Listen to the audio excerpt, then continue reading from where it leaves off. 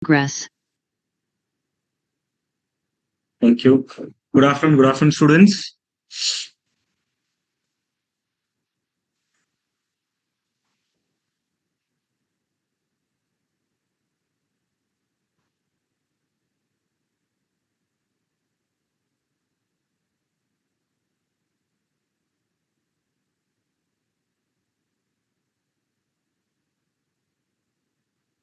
Okay, so I hope you enjoyed the first chapter of our discussion, which is on exemptions. I've got very good feedback from students that the handwritten notes were very helpful, and I have uploaded it. Please let me know if you're able to access the handwritten notes and the complete presentation.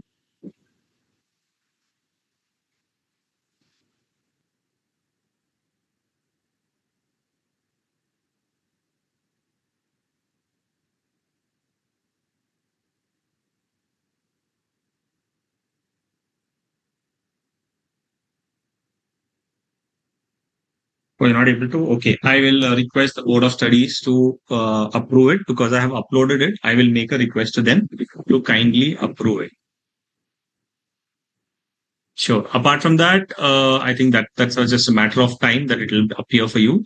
Other than that, is there any questions you have based on our previous discussion?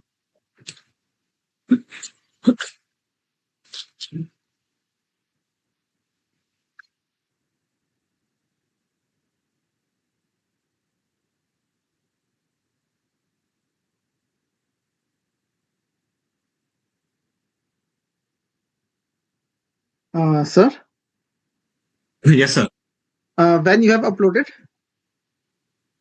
I've uploaded on Thursday. Okay, then it has already approved. Okay. Yes, sir.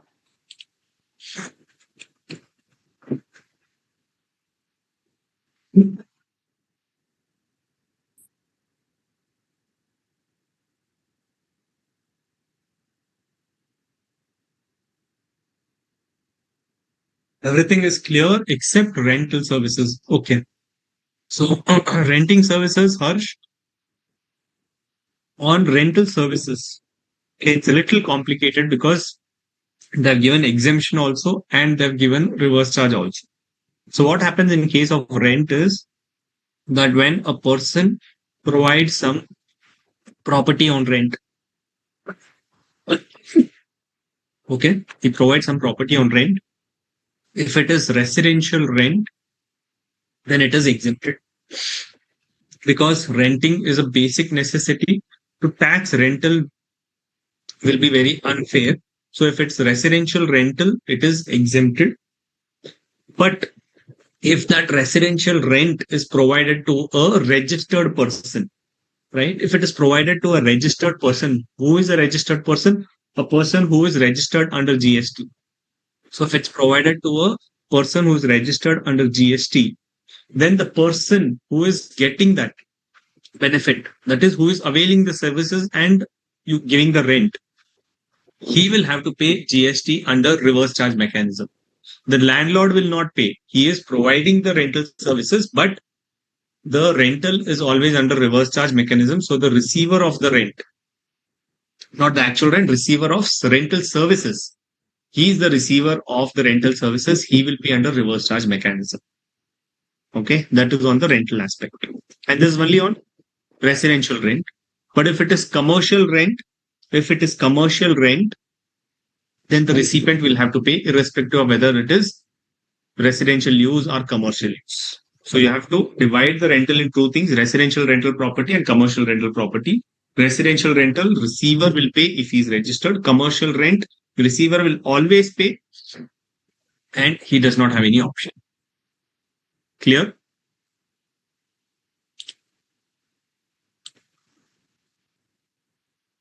Good.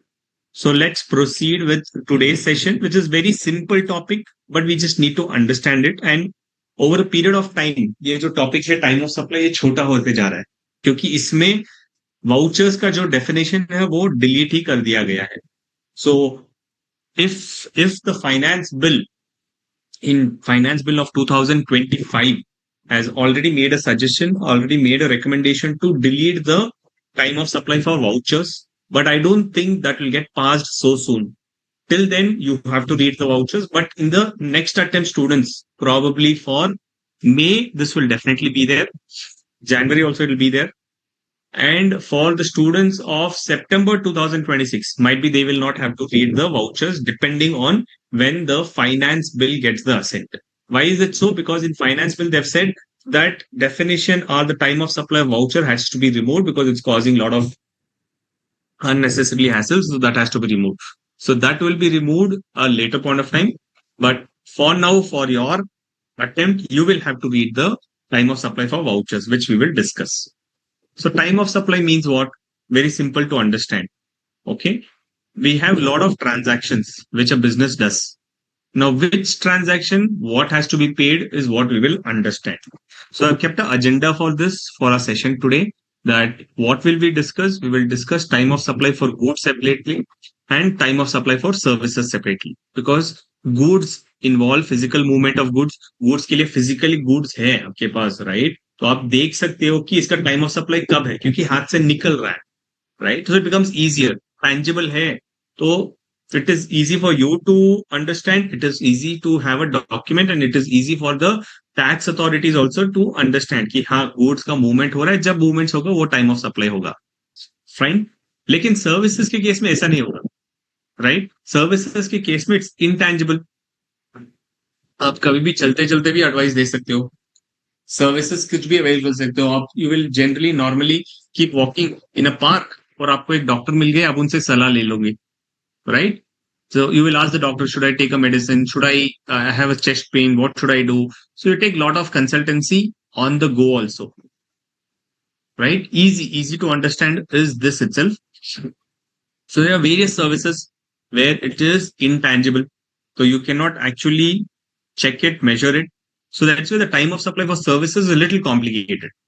Okay, like you would have seen place of supply for goods. Are you aware of the place of supply for goods and services? That if you are clear with that, then this becomes easier.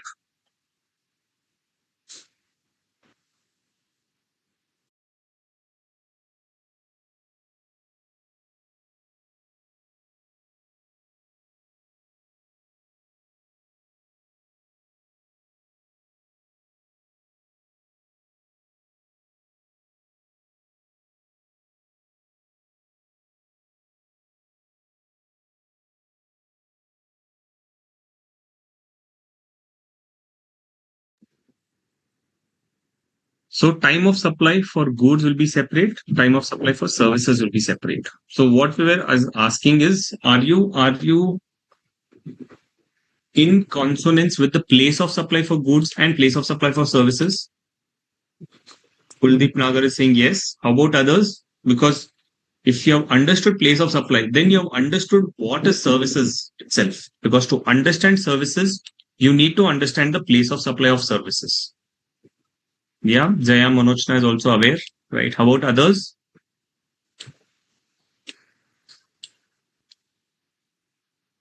Yeah, okay. Kabyajit is also aware. Nandini is also aware.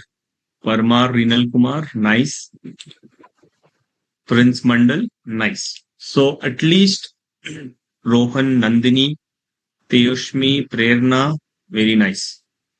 Harsh Mishra, Mr. Linga, Prajapati Namrata, Aditya and Savin Khan, good. Mrs. Divya, very nice. Okay. So you are aware of place of supply. So you know place of supply for goods provisions are very less. But place of supply for services, they have tried to understand that what is immobile property service, the place of supply will be different. The place of supply for specialized services, where a corporate is using it, a training services, it will be different, right? So various services will have different place of supply provisions compared to goods. Goods के लिए simple ही है, 3-4 ही है. Okay. So with that provisions, you are aware how is the place of supply for goods dealt and how is the place of supply for services dealt. So we will in this chapter understand what is the time of supply for goods and what is the time of supply for services.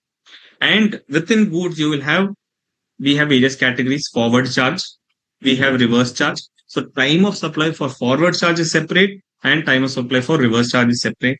Then what is the time of supply for vouchers? Vouchers are those vouchers which are exchangeable for goods or services.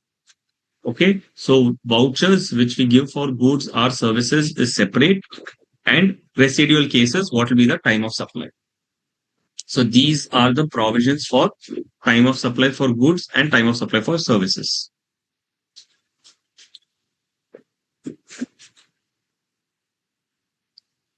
Now, GST we know is payable on supply of goods or services. So my question is, at what point of time GST becomes payable?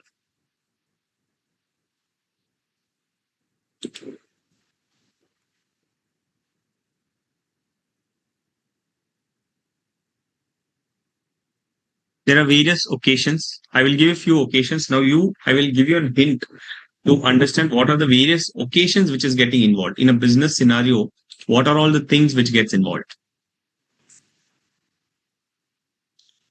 Yes, Khushbu Kumari.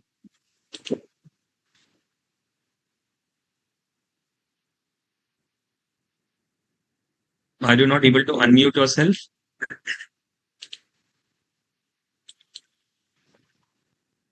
No problem. When goods are delivered, invoice should be made. Okay. When goods or services actually received, that time it should be made. When there's a taxable event, okay. Mhm. Okay. Just for others to get comfortable, there are various elements involved in a supply transaction. We'll take supply of goods. So if you have to buy some goods in a corporate setup or in a manufacturing setup, if you want to buy something, seller may approach you, but to get an approval that you can buy it, you have to raise something called as a purchase order. The flow of transaction, how practically it works is what I'm explaining, that you have to give a purchase order, or you can enter into agreement saying that I will purchase these goods at these prices from you.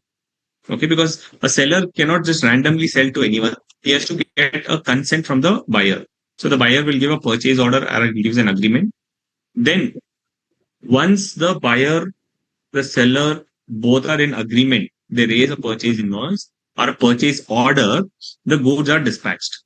Once the goods are moved, then the goods are in transit. Say a person is buying from South India and the seller is in North India. From North till South it comes, the goods will be in transit. As soon as it dispatches, I cannot show it as a purchase, correct? Because it has to reach to me. So after the goods are being dispatched, they are in transit. After they are in transit, the goods are delivered. Or the services, in case of services, the services are provided. After the goods received, I will pass a document called as a GRN, or called as goods receipt note. So the security standing at my factory gate will enter it, saying that, okay, I've checked the goods and good to receive it. So that is called as goods receipt note. After the goods receipt note is passed, then there is entry in the books of accounts, that the bill will go to the accounts department and they will pass a purchase entry. So that will be recorded in the books of accounts. And then there is payment. Okay. The payment will happen of the goods. Against that purchase ho gaya, quality check is done. I have utilized it. And on the payment terms, so generally, once the invoice is issued within 30 days, I have to make the payment, or sometimes within 45 days, whatever is the terms agreed on that point of time, I have to make the payment. So since there are so many things which are involved in a transaction, in a buying and selling of goods, what point of time should GST be paid?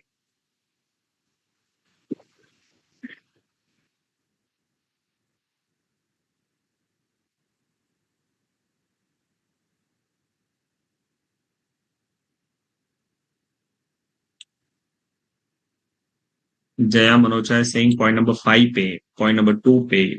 No, this is not an MCQ. I have just mentioned these are the various aspects which are involved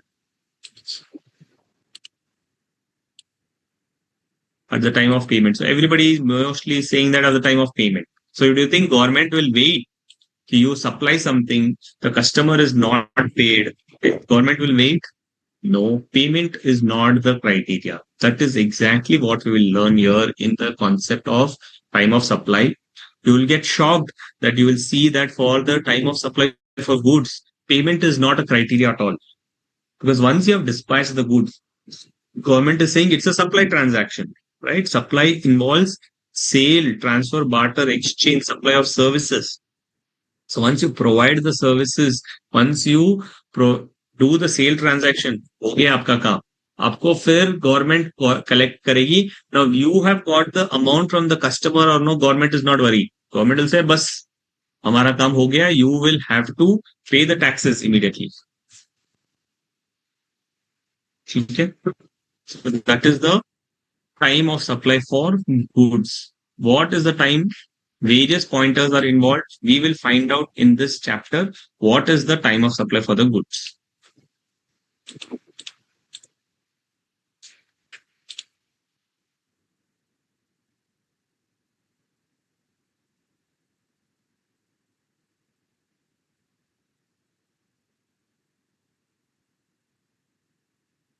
At what point of time GST becomes payable? Exactly the same question what I've asked you. Does it become payable when an agreement to supply is made, or when the goods are shipped or services are provided, or when the invoice is issued, or when the payment is made? So this is a picture which is depicting key.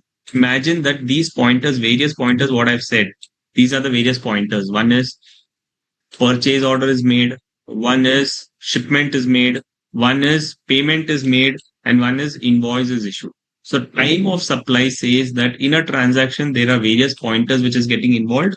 And I will tell you, which I in the sense, the time of supply provisions. Section 12, which is the time of supply provision, will come up and say that various pointers are involved. I will determine one point of time. Say in this case, the time of supply is determined as 11th April. Like various pointers are involved. One is say on the 1st April, the purchase order is raised. Then invoiced as goods are dispatched, say on the 3rd of April, and the 11th of April invoice is issued, and say on the 15th of April payment is made. So time of supply says that from the various pointers I have picked up एक pointer उठाया है और इस pointer को मैं time of supply कहूंगा. So that will become the time of supply. तो time of supply का मतलब ये हो जाता है कि that is the time when I have to pay the taxes. Correct? क्योंकि एक ट्रांजैक्शन का ये एक लेग है, एंड अगर इस लेग को आपको टैक्स भरना है तो आपको लगता है कि वेरियस पॉइंट ऑफ टाइम्स एक business operates on a daily basis, right? जो एक मैन्युफैक्चरिंग है, मैन्युफैक्चर करते रहेगा और वो रोज सप्लाई डिलीवर करते रहेगा. तो फिर क्या उसे रोज का टैक्स रोज को भरना पड़ेगा? नहीं. Right? So it will not have to pay taxes on a daily basis. तो जो भी time of supply for a particular month है, जैसे एक ट्रांजैक्शन के लिए 11th अप्रैल है, एक और ट्रांजैक्शन के लिए 12 अप्रैल है, एक और ट्रांजैक्शन के लिए 13th अप्रैल है. तो जो भी time various dates are involve, उन सबको बंडल करके जो भी अप्रैल के ट्रांजैक्शंस है, the time of supply for full April मैं कैलकुलेट करूंगा. और ड्यू डेट ऑफ रिटर्न्स क्या है? अप्रैल का ड्यू डेट का रिटर्न है मई. Suppose April 24, we take the date, April 24 का due date होगा 20th May. So the time of supply of all the transactions in a month gets accumulated and gets paid on a single day. ठीक है? आपको सोचना चाहिए कि वरना क्या हो जाएगा? For every transaction I have to keep paying taxes. ऐसी जरूरत नहीं है.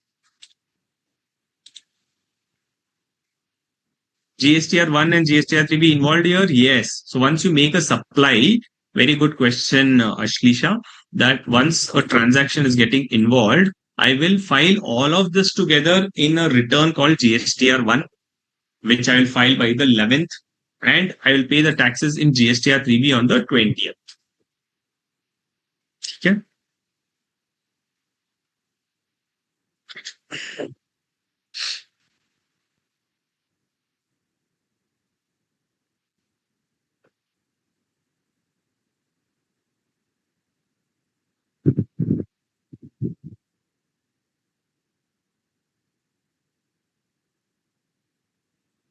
What is GSTR1? So whatever supplies you make, whatever sales you make, that you have to report in a statement called GSTR1. So that's a statement that is called GSTR1. And of your transactions made during the month, all the sales minus purchases are sales minus input tax credit, balance what is payable, that gets reported in a return called as GSTR 3B. Okay, so that is GSTR 1 and 3 GSTR 3B.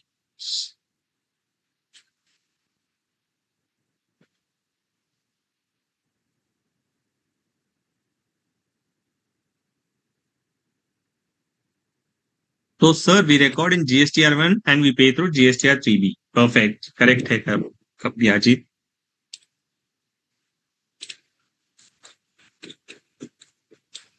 GSTR1 depends on purchases or sales? Depends on sales. GSTR1, you have to report all your sales, not a purchases. Purchases के लिए अलग return.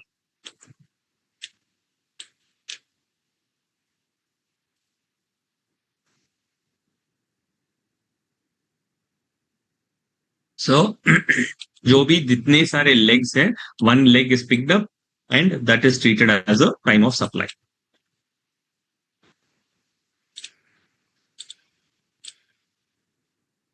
Okay. Before getting into time of supply, it is important for us to understand few important definitions. GSTR dependent on both sale and purchase. Yes, GSTR1 is only for the sales, but GSTR1 is dependent for both the sales and purchases.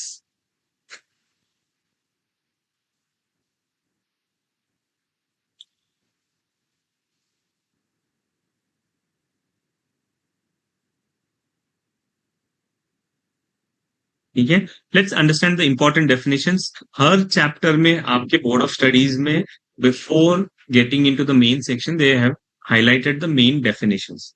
अगर हम definitions पढ़ेंगे, they will not, it's not like in the exams they will ask you define this, right? Define goods, define services. The likelihood of such questions are very less, but you have to understand it so that अपना understanding clear हो जाए. Teyasumi, we need to pay the amount in GSTR1? No, we don't have to pay in GSTR1. GSTR1 में दिखा के उसका जो भी है ट्रांजैक्शन वो GSTR3B में आएगा, and then you have to pay taxes at the time of GSTR3B, not at the time of GSTR1.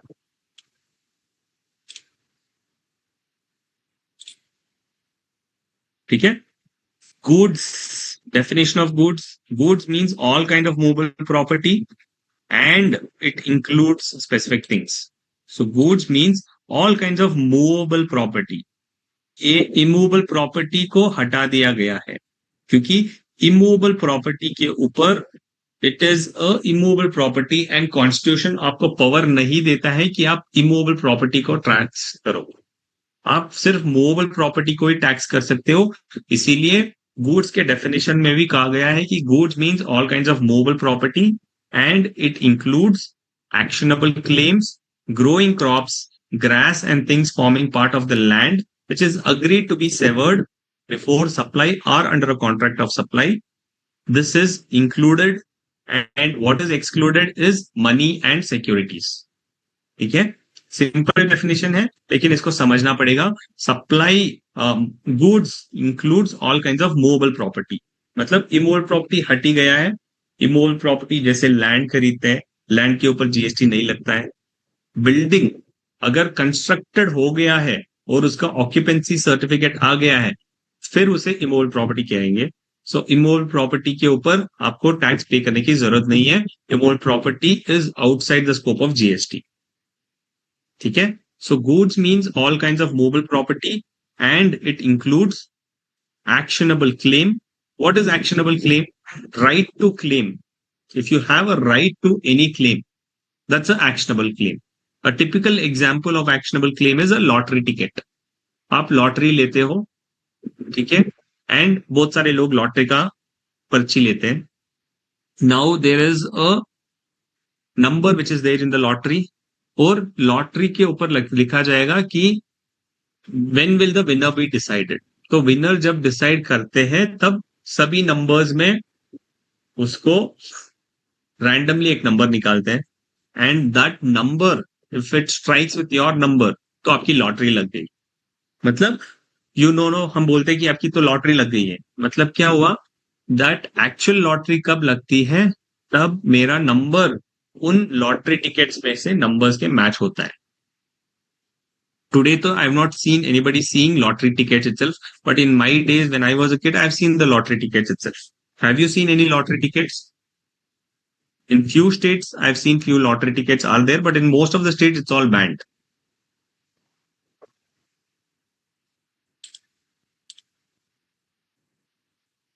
In Kerala, I've seen. Okay. So in Kerala, it is still existing. Okay. You will pay 20 rupees or 50 rupees for that lottery. मिल जीत गया आपकी ticket click हो गया, so they will get 5 lakhs, 10 lakhs, whatever is the amount. Okay, so this lottery ticket in West Bengal also are there. Okay, so this lottery ticket is a immobile property. It's a mobile property because it specifically includes, it's an actionable claim. Why is it actionable claim? If you bought a lottery and आपका number match नहीं हुआ, so then it's a waste paper.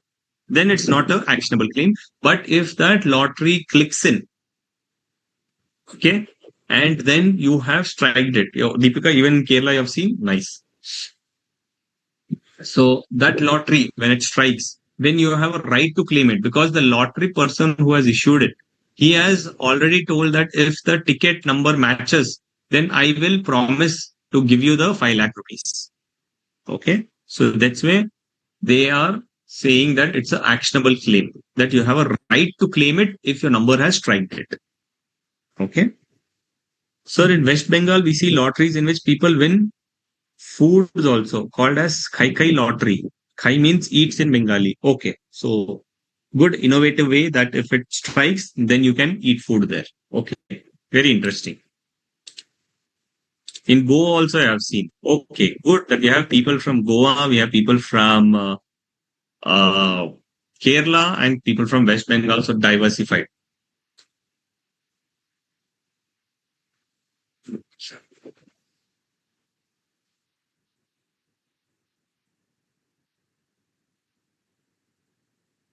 Okay. So we understood actionable claim. Actionable claim is also a kind of goods because generally, sir, what is goods involved in a lottery? But it's an actionable claim, and actionable claim, the government has said that we'll put it under goods and not under services. Okay. Actionable claims, growing crops, grass, and things forming part of the land which is agreed to be severed. So you have a mango tree. Okay. When you sell the tree, it's an immobile property because it's attached to the land. When you take off the mangoes and sell it, that's a mobile property. Correct? But yes, Aditya, if anybody wins in lottery, GST tax is payable. Yes, very much it's payable. 30% applicable, 30% is the TDS. Okay. TDS under income tax is different, Nandini, and the GST is different. The TDS will be 30%. Lot of whatever winnings happens, it could be lottery or any other game winnings, 30% TDS will be deducted.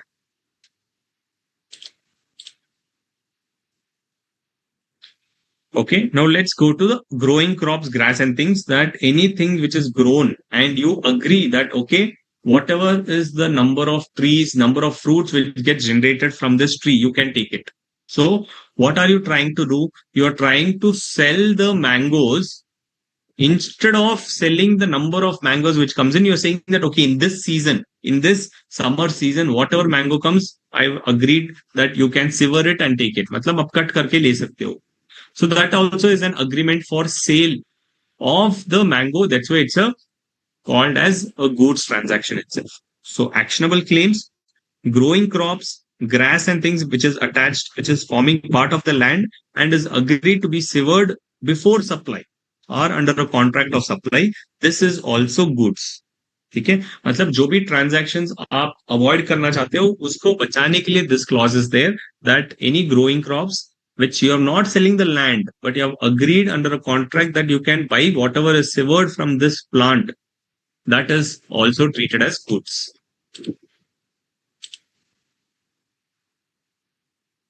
Already covered in definition of supply chapter. Excellent, excellent, nice, Shamli. Hope everybody else is also able to grasp it now.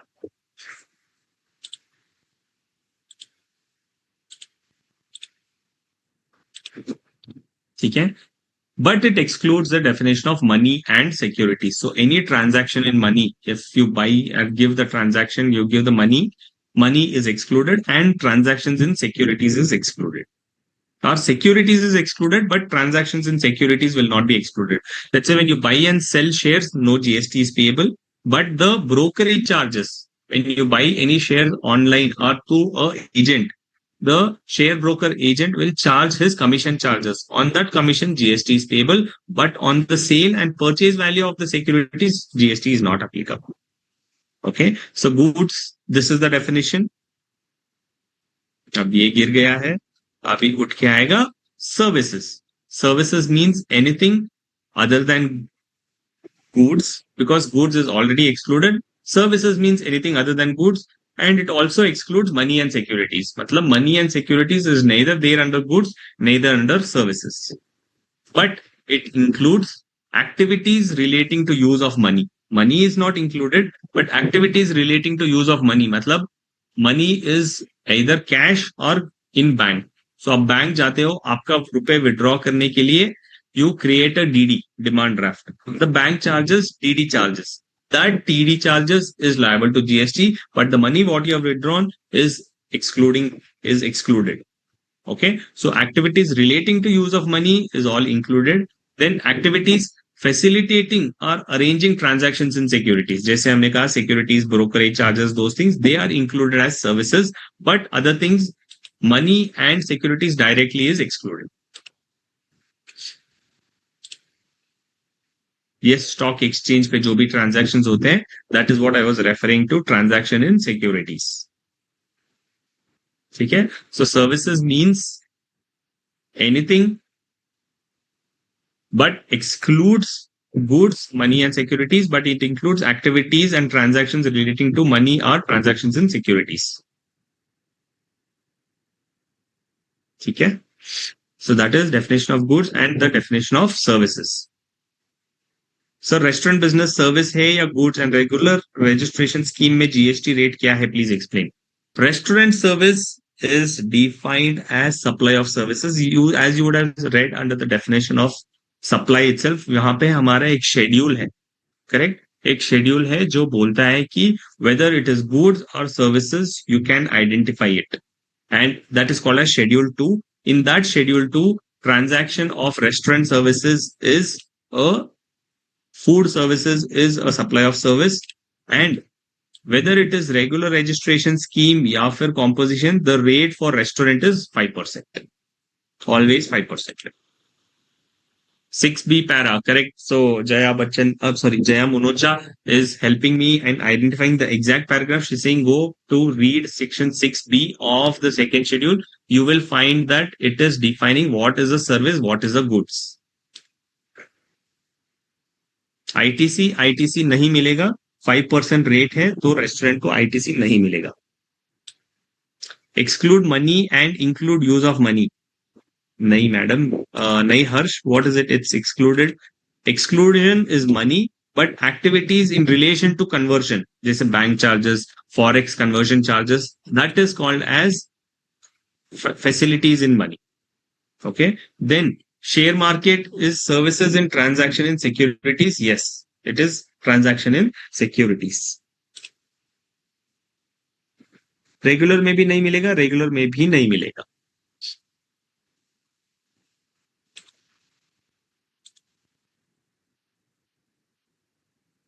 ठीक है, so we understood definition of goods, we understood definition of services. Now let's understand other definition. Who is a recipient? Okay, who is the recipient? If in a transaction the consideration is payable, right? There could be transactions with consideration, some transactions without consideration. If I have a transaction where consideration is payable for the supply of goods or services, then the person liable to pay the consideration, he is called as a recipient. आप school जाते हो, right, आप college जाते हो, कुछ भी जाते हो. Who is the service receiver in the case of educational services?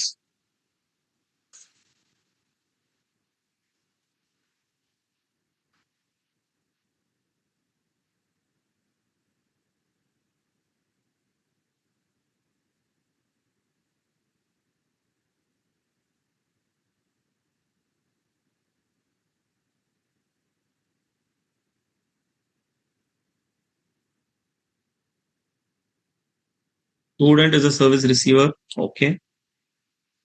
Our general understanding is हम स्कूल जाते हैं तो फिर हम ही सर्विस रिसीवर रहेंगे.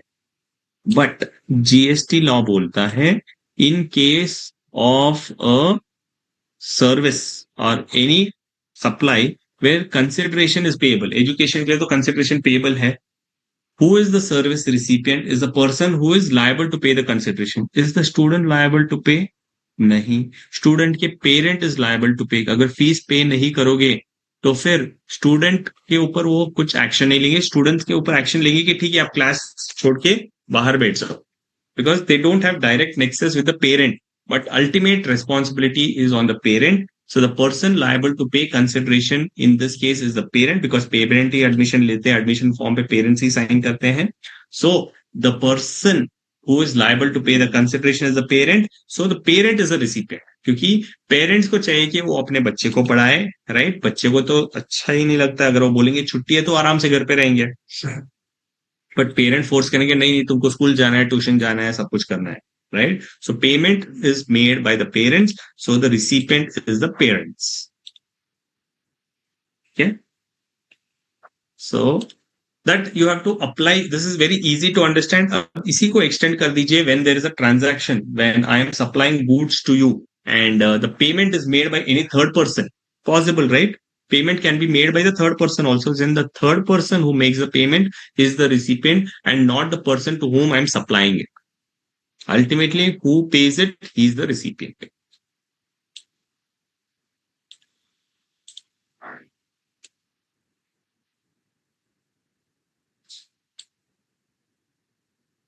Second, if there is no consideration involved, ऐसे भी transactions होते हैं जहाँ पे consideration involved नहीं होते, right?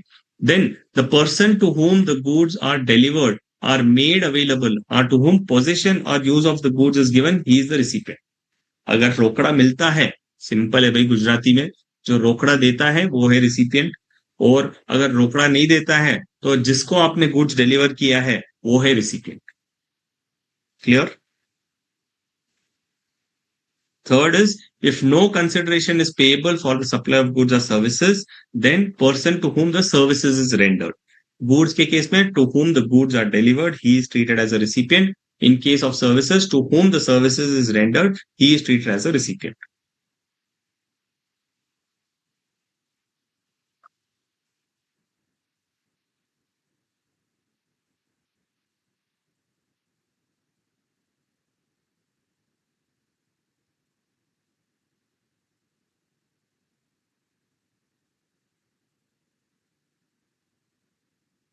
Clear है?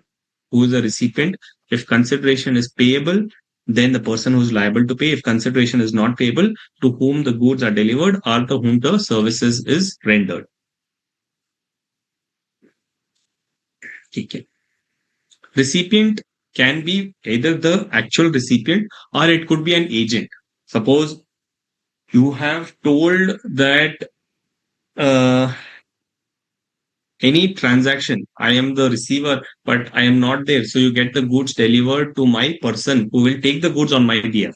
So he is also fine when the recipient is actually taking the goods, or the recipient's agent is taking the goods. It will still be that deemed that the receiver, the principal who on whose behalf the agent is taking, he is the recipient.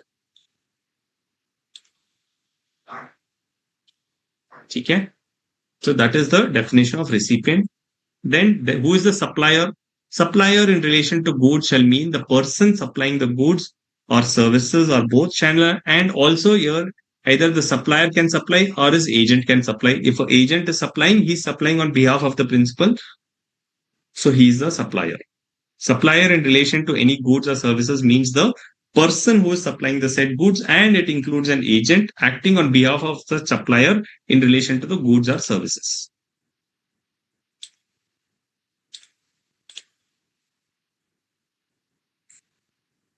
ठीक है. Receiver and supplier, important. We have understood this.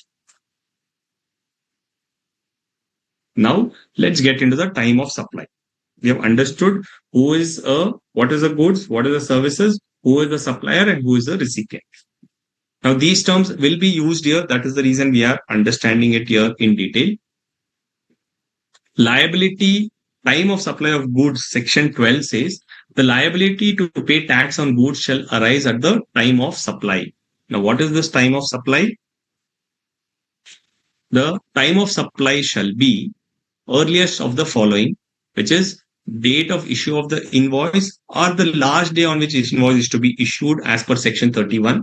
So section 31 refers to section 12. 12 says what is the time of supply. Time of supply will be the earliest of the following, the date of issue of the invoice or the last day on which invoice is to be issued by under section 31. And section 31 simply says कि आपके goods dispatch करने से पहले आपको invoice raise करना है. So it is earliest of the date of issue of invoice or the date of receipt of payment, whichever is earlier. So time of supply is the earliest of issue of invoice or date of receipt of payment, whichever is earlier. And receipt will be the date on which payment is entered in the books or payment which is credited in the bank account, whichever is earlier. But so time of supply, section 12 says issue of invoice or receipt of payment, whichever is earlier. But then there is section on this receipt of payment. It has been given a relaxation. How is it given a relaxation? Through issue of this notification number 66, which says that, very important, you have to remember this, notification number 66 of 2017. Way back in 2017 itself, this notification came. It says that taxpayers under forward charge, right, are not required to pay GST at the time of receipt of advance in relation to supply of goods. Matlab, for time of supply of goods, section 12 says that the time of supply will be date of issue of invoice or the receipt of payment, whichever is earlier. But then section 66 said that this is little impossible. This will become really burdensome. That's why for supply of goods,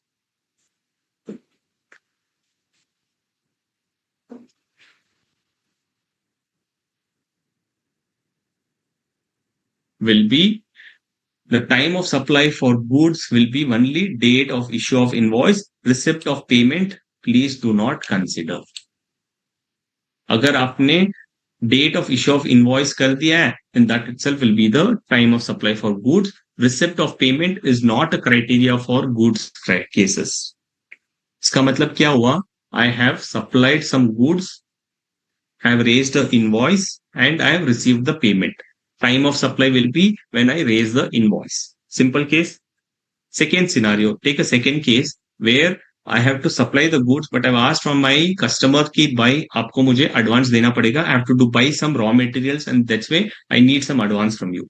So he's paid some advance to me and then I have supplied. So मुझे advance के ऊपर GST pay करना पड़ेगा क्या? Should I pay GST on getting the goods, getting the advance of it? As per notification 66, no. For services, it's not there. It's only there for goods because it is only a receipt of advance in relation to supply of goods. Clear? So this criteria itself is out for goods. For goods is the date of issue of invoice. And why is it so? Because of this notification number 66 of 2017.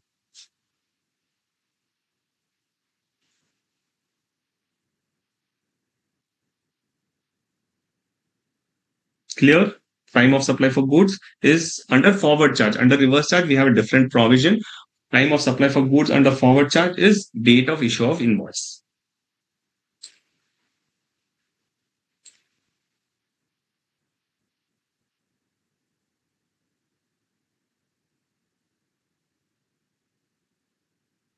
Receipt of payment is not applicable in case of advances in relation to goods forward charge. You're right, Naveen.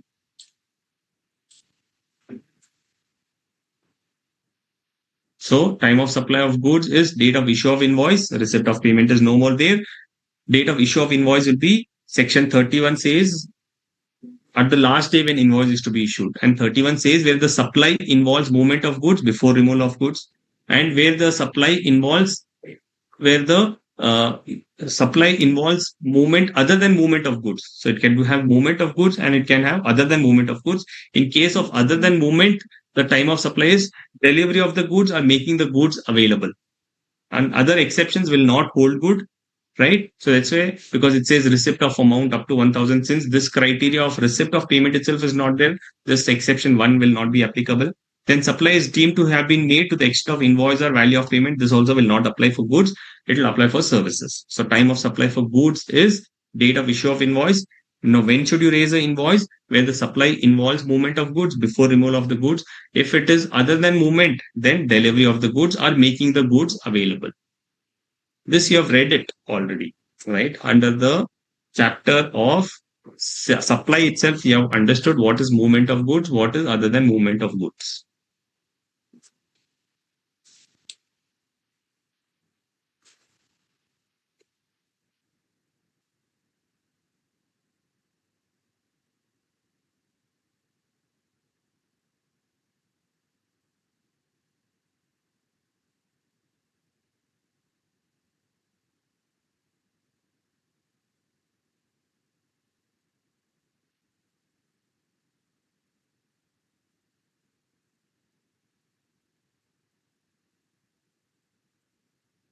Exception number 1. Not relevant when it comes for supply of service. I will explain you. Don't worry. If it is relevant, because now I don't want to confuse you just now. When it comes for supply of services, we have the same exception there also. That time I will tell you.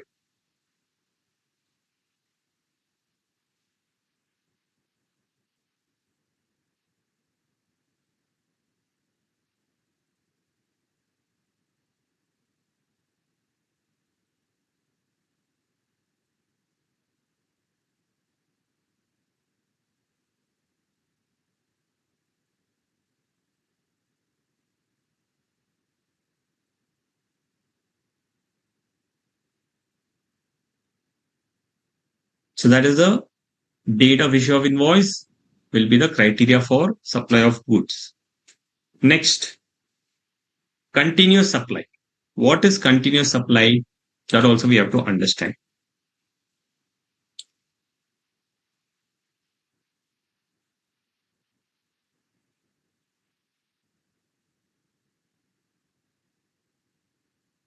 When the supply happens continuously, that is called supply of goods. Means a supply definition is here, which says that what is continuous supply of goods? Continuous supply of goods means a supply of goods which is provided or agreed to be provided continuously on a recurrent basis, मतलब regular basis पे, under a contract, whether or not by means of various modes you can supply through a wire, through a cable, through a pipeline, or through any conduit for which the supplier invoices the recipient on a regular or periodic basis and includes supply of such goods as the government may by notification specify. So what it basically says is, when you're supplying it through wire, through a cable or a pipeline, wire से क्या electricity, internet हमको continuous supply होता है, cable के through same something is being supplied, or a cement factory है, oil factory है, they will not send lorries जैसे aeroplane चलाने के लिए हर बार लॉरी से ही नहीं आएगा. So they'll have a direct pipeline from the oil company to the airlines company. So all those cases is a continuous supply of goods, right? So that is continuous supply of goods. And continuous supply of service भी आएगा. Continuous supply of service means a supply of services which is provided or agreed to be provided continuously or on a recurrent basis under a contract for a period exceeding 3 months with periodic payment obligations and include supply of such services as the government may specify. So supply of goods तो कुछ physical रहेगा, लेकिन supply of service के लिए physical नहीं रहेगा. You may continuously keep supplying it. तो इसके लिए टाइम लिमिट दिया गया है कि continuous supply of service means anything which is supplied continuously for a minimum period of 3 months और मोर. तो अगर 3 months के लिए आप कंटिन्यूसली सप्लाई कर रहे हो, then it's a continuous supply of services. ठीक है. So continuous supply of goods and continuous supply of services, two different things. ठीक है. Continuous supply of goods is where you're supplying goods on a continuous basis through one of these modes or channels. But continuous supply of services can be through any modes. But there the criteria is that you have to get the services for a continuous period of 3 months और मोर. Continuous supply 1 महीना 2 महीने के लिए करोगे then it's not a continuous supply. लेकिन if you are supplying for 3 months and more then it's a continuous supply of services. What is the time limit for issuance of invoice for continuous supply of goods? In case of continuous supply of goods where the successive statements of accounts or successive payments is involved, then the invoice shall be issued before or at the time each such statement is issued. कि आपने suppose एक vending machine है, ठीक है, आप एक से Pepsi का कैंस का आप कंटिन्यूस सप्लाई कर रहे हो एंड दैट वेंडिंग मशीन में जो भी कस्टमर्स लेंगे that is at that center. So, but you will come to the center on a monthly basis and say that how many have been cleared. So you are having a statement on a monthly basis. That is the time of supply. ठीक है. और एक example जैसे एक air turbine fuel होता है, Indian oil का plant है, एयरपोर्ट के बगल में ही है. एयरपोर्ट को पेट्रोल जब भी चाहिए, एयर टर्बाइन फ्यूल जो चाहिए अपना फ्लाइट चलाने के लिए, तो वो पाइपलाइन से ले लेगा. नाउ एवरी टाइम वो एक दिन का लेगा, I will not raise a invoice. I have enter into an agreement saying that हर 15 दिन में मैं मीटर रीडिंग लूंगा और आपको इनवॉइस रेज करूंगा. कौन रेज करेगा? इंडियन ऑयल कंपनी रेज करेगा टू जेट एयरवेज. तो जब Indian oil company periodically 15 days में अग्री होता है, तब वो 15 डेज का जब स्टेटमेंट देगा भेजेगा, उसके पहले उसको इनवॉइस रेज करना है, because it's a continuous supply of goods and a successive statement is of accounts is raised, then that is the time of supply. Clear है?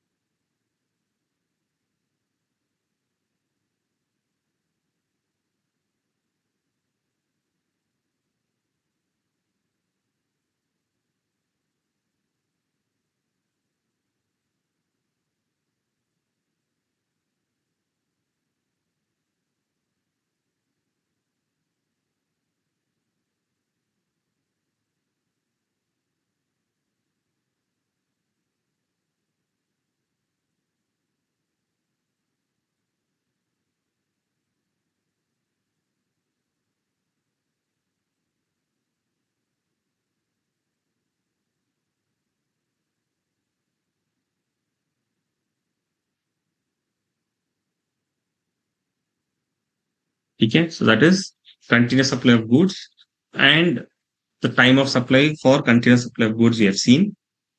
Now where the goods are being sent or taken on approval for sale or return basis, then the time of supply will be different. So forward charge we got to know, continuous supply we got to know. Next is supply which is involving as approval on sale or return basis. Now let's understand the example and then see the provisions of this. Very simple है. आप जाते हो एक high and कपड़े की दुकान में, you do a trial there. Now you got 2 trials and you are confuse which one is good. तो आप क्या करोगे?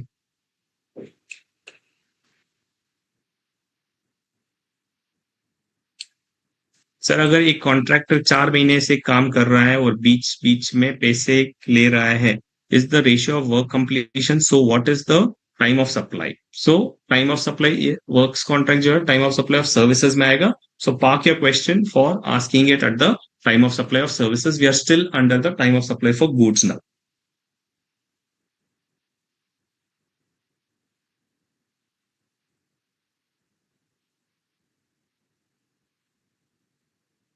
ठीक है. Now we are talking on sale of approval basis. आप एक अपने क्या बोलते हैं बुटीक बुटीक स्टोर में जाते हो, वहां पे क्योंकि आप अगर मॉल्स में जाओगे तब आपको ये ऑप्शन नहीं मिलेगा कि नहीं आप 2 लेके चले जाइए, आपको जो पसंद आएगा वो रख लीजिए, एक और दे दीजिए. That is not possible. But boutiques में जाएंगे आप, कपड़े ही इतने कॉस्टली रहते हैं, एक ड्रेस ही ले लो तो उसका ही 10,000 रुपए, because it's designer. Boutique boutique वाले डिजाइनर रहते हैं या एक्सक्लूसिव डिजाइनर सेल कर रहे हैं. अब उनसे आप कपड़े लेते हो, आपको 2 कपड़े पसंद आ गए, लेकिन आपको कंफ्यूजन है, आपको घर पे जाके सभी परिवार लोगों से दिखाना है और उनके कंफर्मेशन के बाद ही आप लोगे. सो इन दैट केस वो आपको देता है कि ठीक है आप 2 ले लीजिए, जो पसंद आएगा मुझे बता दीजिए। ठीक है, तो आप जाते हो, पहनते हो, दिखाते हो, लेकिन रिटर्न करना भूल जाते हो। तो इस केस में जीएसटी कब पे करना पड़ेगा? क्योंकि आपने दोनों खरीदा नहीं है, only taken it on approval basis, आपको कंफर्मेशन देना है, आप बाद में कंफर्म दोगे। So what do you think will be the time of supply in that scenario?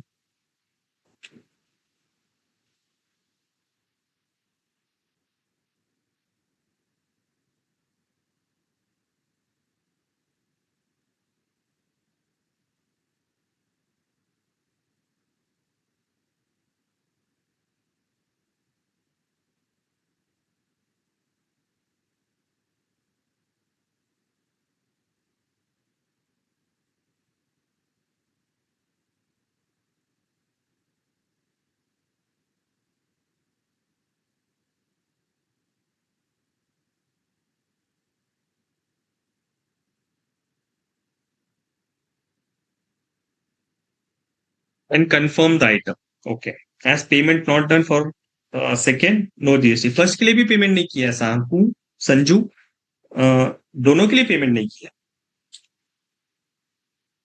Before or at the time of supply. What is the time of supply? That is the point here, Mr. Linga. What is the point of supply for such goods which is sent on approval basis? And this is practice relevant in industry. That's why they have given this. Not like artificially created. It is very much relevant.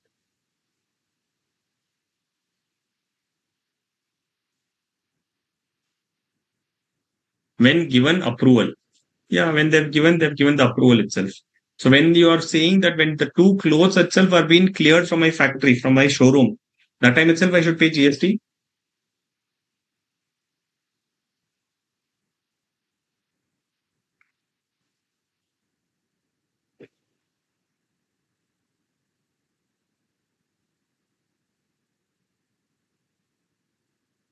When the approval period ends, say approval period is 1 year. So will the government wait for 1 year? Government cannot wait so long. When invoices are made, when will the invoice be made? The party doesn't make invoice. He said, okay, he's my relative, so I can give him. I will not raise the invoice, but will the government raise?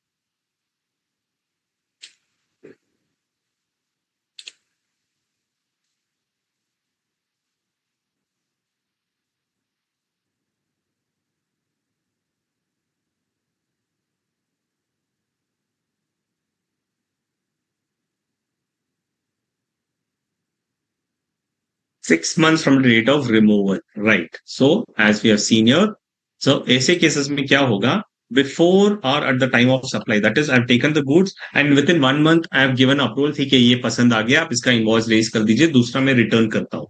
So return हो गया, तो वो तो supply है ही नहीं. For the one which I've kept it and I've approved it within 1 month, तो उसका time of supply will be at the end of 1 month.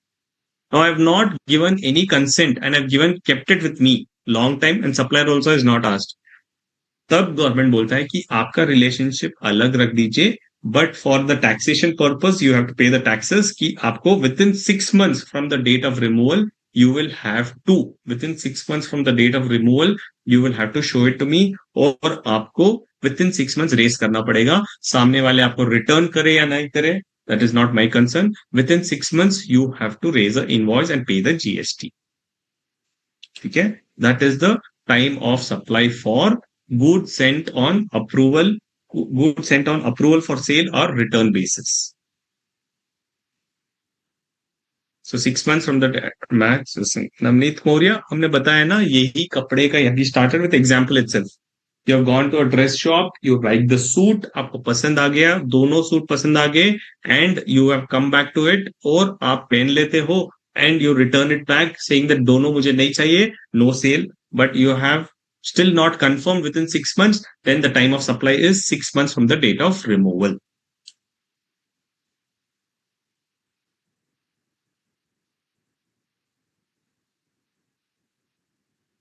मुजाहिद, 1,000 रुपए के ऊपर वो सर्विसेज में आएंगे, वो हम उसको आपको अलग से दिखा समझाएंगे. So on approval basis, before the time of supply or 6 months from the date of approval, whichever is earlier. Now, what is the time of supply for goods under reverse charge basis? what we have discussed now is under forward charge. अगर एक dress पसंद कर लिया है नवीन तो फिर आप एक का बोल दीजिए, अब उसको सप्लायर क्या करेगा, एक का इनवॉइस रेज करेगा, एक और जो है आप रिटर्न करोगे तो उसको वो सेल्स ही नहीं दिखाया, उसको रिटर्न में ले लेगा. So, but in the case if both items are removed and lying with customer and 6 months elapses, then tax will be paid on both. Yes, it will be paid on both because within 6 months you have to decide. If you don't decide, the supplier has to pay GST on both of it. और जब एक return होगा तब उसको आप अलग से treatment दिखा देगा. But as on the date, whatever has the goods been removed, on that he will pay the GST.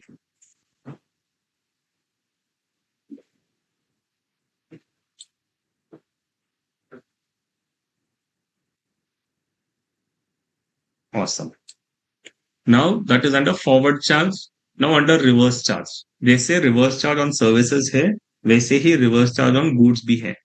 Right? On reverse charge on goods says that on certain products, when you find tobacco leaves, tendu leaves, araka net, these are the goods on which GST is payable under reverse charge basis on goods cases. So the time of supply for goods under reverse charge will be earliest of the one, date of receipt of the goods, your date when you have received it from the, say, a farmer, or the date immediately following 30 days from the date of issue of invoice, actual receipt, या फिर 30 days from the date of issue of invoice, or the date of payment, whichever is earlier. यहाँ पे date of payment will become relevant because under forward charge that condition is got, but under reverse charge this is there. So whichever is earlier, earliest of these three things के ऊपर हमको reverse charge pay करना पड़ेगा. If it is not possible to determine under three criteria, because reverse charge है, supplier GST charge नहीं कर रहा है, then you're not able to determine. Then in that case, if it is not possible to determine, then the time of supply is date of entry in the books of account of the recipient. Okay, that is the time of supply for goods under reverse charge.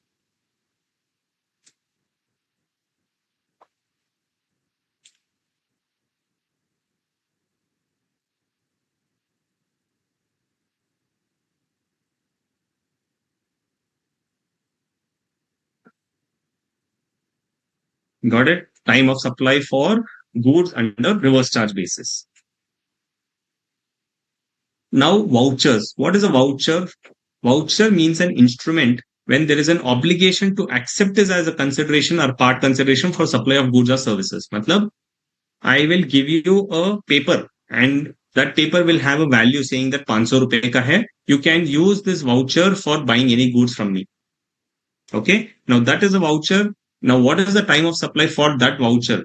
The time of supply is if the supply is identifiable कि आप इस voucher से ये shirt ही खरीद सकते हैं, which means that ठीक है आपको आइडेंटिफाई हो गया कि ये वाउचर पे आपको शर्ट ही खरीदोगे.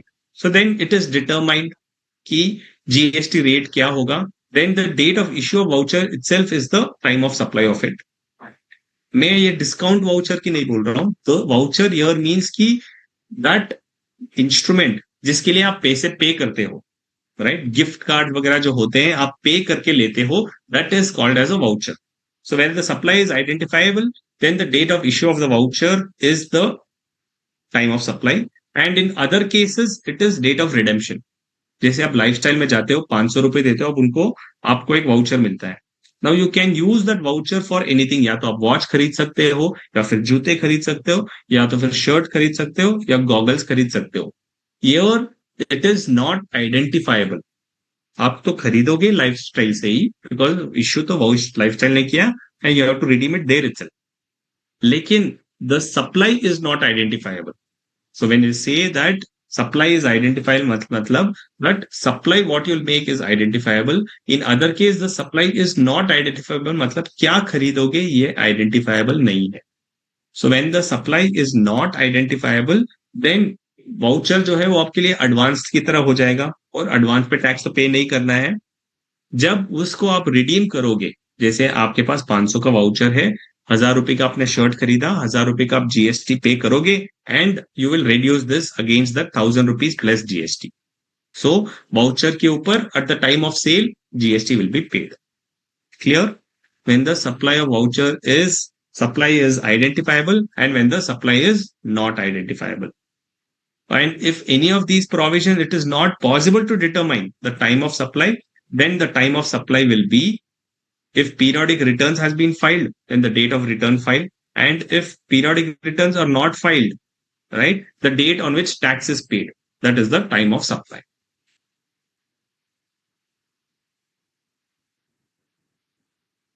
So voucher के केस में क्या कहा हमने, where there is a time of supply of vouchers which is exchangeable for goods, then the date of issue of voucher is the time of supply. If the supply is identifiable, if the supply is not identifiable, then the date of redemption of the voucher. Clear? Example, food pass दिया आपने कि voucher आप दे दो मुझे advance में, like Sodexo passes में consideration you have to pay in advance. So there it is clearly identifiable that if it's a food pass, you will find food only. Then the supply, any food item can be purchased. If it is saying that any food item can be purchased, then supply is not identifiable. Then date of redemption of voucher is the time of supply. Say if it's a shirt coupon, you have to buy shirt only. Because if you buy food pass, then you can buy any kind of food. You have perishable food, you have some foods which are at 0% rate, right? It is not an identifiable thing. If it is not identifiable, then anything can be bought, and it is not identifiable, then it will go back to the date of redemption. But when a shirt is to be bought, you know that shirt ka GST rate yahi hai, then the time of supply will be the issue of voucher itself. And time of supply in residual cases is if periodic return is filed, then the date when the return is filed, and in any other cases when the tax is paid. So this is what is there in time of supply of residual cases. And special charges. Free pass for a concert is a voucher? No. If there is a consideration involved, then that voucher will be having a GST and the value. No consideration, no GST. Similarly, free pass के ऊपर no GST.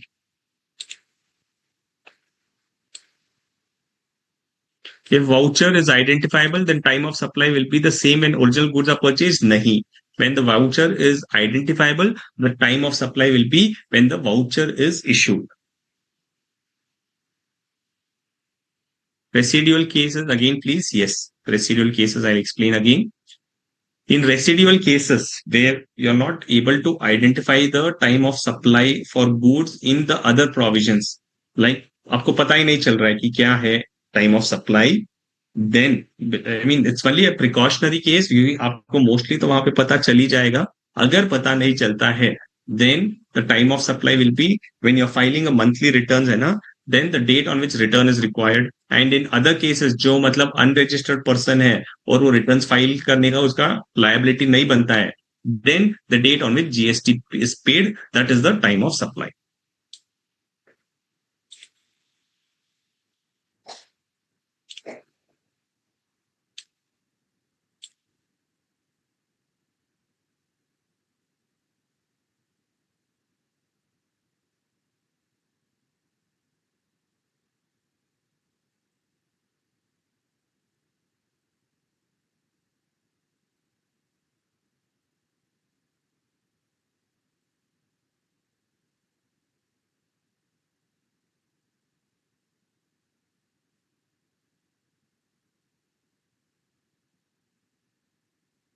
Okay. Now, in case of special charges, which means that this should not be there. Yeah. What is the time of supply in case of special transactions? That is, you have supplied a goods. Now the customer has not paid it on time. So due to their delay in payments, there is additional in value. What is this addition in value? That could be IPL. अपना Indian Premier League नहीं. It is a special term called as IPL, which stands for I stands for interest, P for stands for penalty, and L stands for late fees. So if you are charging any of these IPL कि मैंने supply किया, आपने payment time पे नहीं किया, now you have to pay me interest, or you have to pay me penalty, or you have to pay me late fees. तो goods के लिए तो इनवॉइस रेस करेंगे, then that is the time of supply. But for these additional charges सामने वाला पे करेगा नहीं पता। गुड्स के लिए तो उसको पे करना ही है, you have a contractual obligation. But for this IPL you don't have a contractual obligation, सामने वाला नहीं पे करेगा, then you have to file a case and things like that. So when it is for IPL, the time of supply says that the GST has to be paid on receipt basis, not at the time of raising the invoice or debit note. क्योंकि ये IPL is like additional enhancement charges, वो पे करेगा नहीं पता है, इसलिए अगर वो पे करेगा देन यू हैव टू पे it. So IPL will be on actual receipt basis. Okay, so other side we have time of supply of services, but any doubts here? Damage, damage के लिए it's a separate supply, it will not file under this. IPL will be only for late charges only. अगर damage है तो फिर आपने invoice जब raise किया तब time of supply will get involve. Good good observation fully.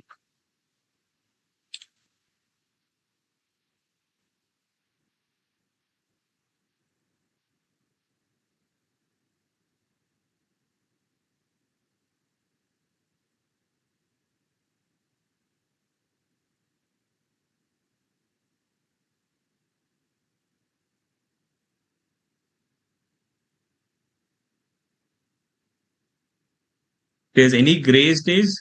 No. What grace days? I did not understand.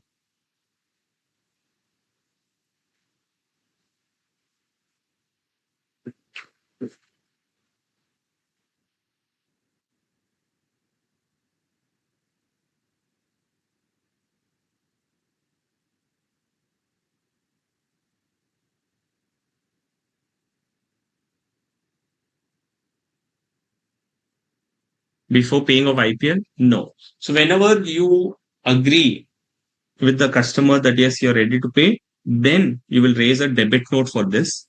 And once the person pays it, that will be the time of supply.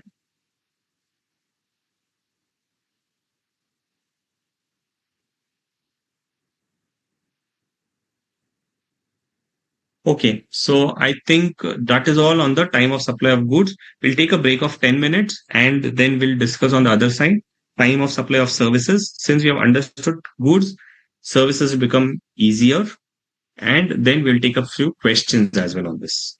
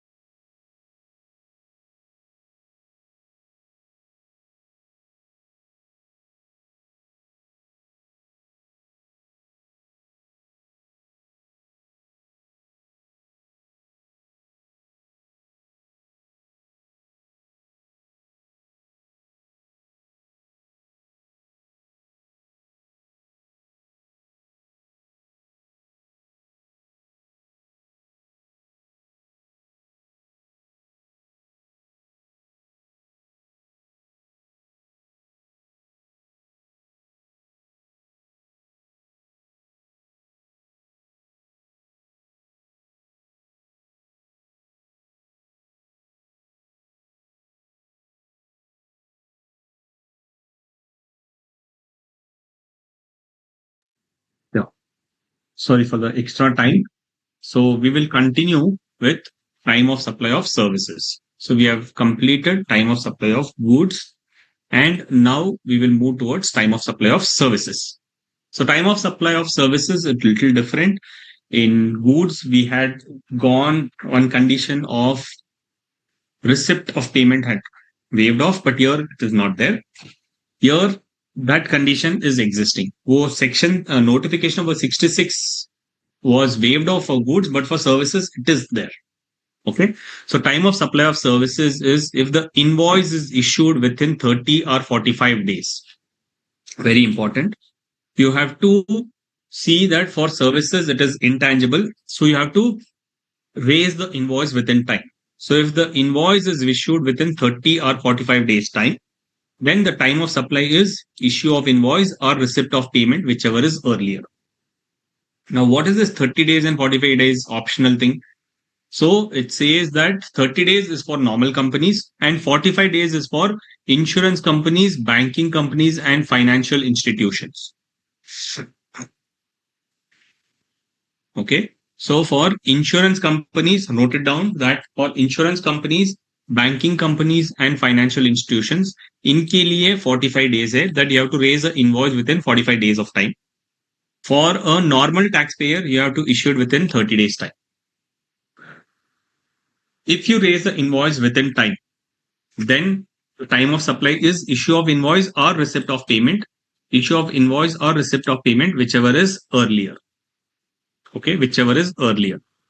But if you issue the invoice after the time, क्योंकि आपने supply तो service provide कर दिया है, अब government को चाहिए कि आपको टाइम मिलेगा, बिकॉज सर्विसेज गुड्स के केस में तो डिस्पैच होने पे ही आपको रेज करना पड़ेगा, लेकिन सर्विसेज के केस में ऐसा नहीं होगा. Government understand is they given leniency time, but ऐसा नहीं कि लंबा टाइम होगा.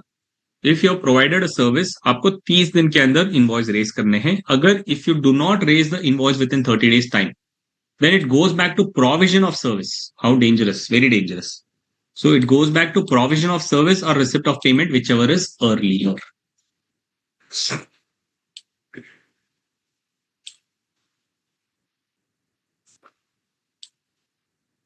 So how do you understand this? We'll take up an example.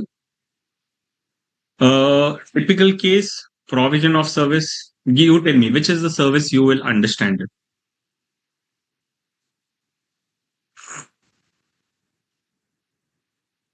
Provision of service means service provide करना. ठीक है? Let's take an example of a software engineer. Mobile service. Okay, let's take a service, actual service, not a mass service, small service. A software service provider. He provides the service and completes this.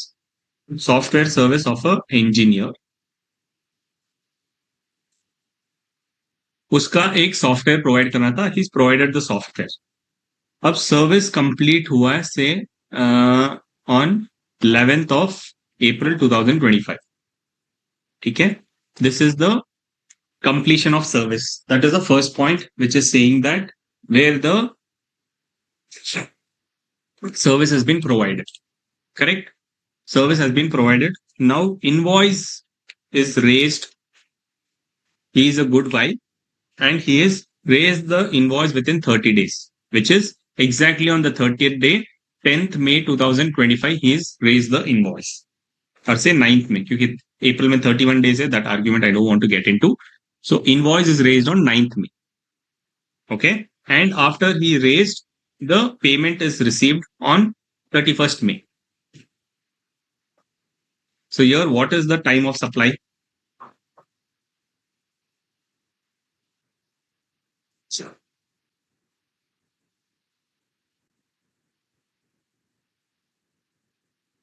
Good, Ashlisha. Very fast. 9th May, right? Jaya Bachchan. Oh, I'm sorry, Jaya Bachchan. Jaya Munocha. I'm just calling you Jaya Bachchan. Don't feel bad. It's a compliment for you. 9th May, right? 9th May. सब लोग बोल रहे हैं 9th May. Exactly right. Because I have raised the invoice on a timely manner. ठीक है? So I've raised the invoice on a timely manner. Time of supply will be 9th. it is agreeable to everyone. Now, say I have raised the invoice late. I had to raise by 30 days, but I have raised it on 15th May. Now, what will be the time of supply?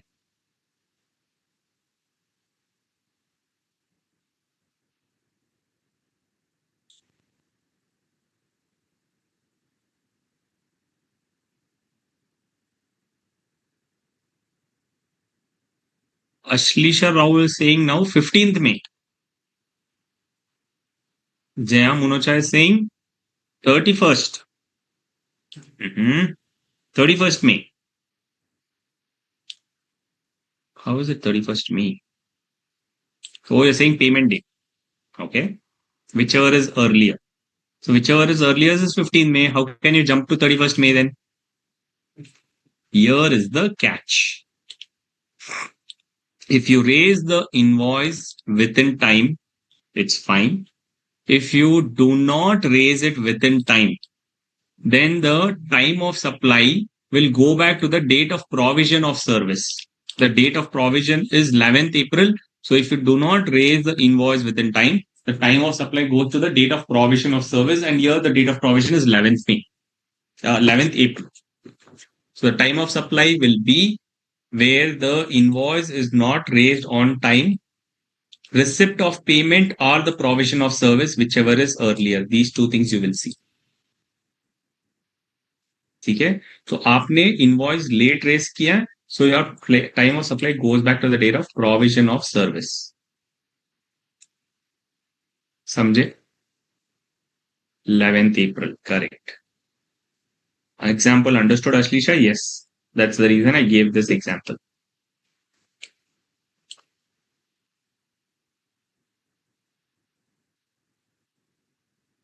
What is provision of service? Providing the service, completing the service. That is called as provision of service. What is the implication? Yeah, the implication is when you show the invoice and you charge GST, right? You will charge the same rate of GST, but the time of supply is 11th April. So you will have to pay interest for the delay in the time of supply.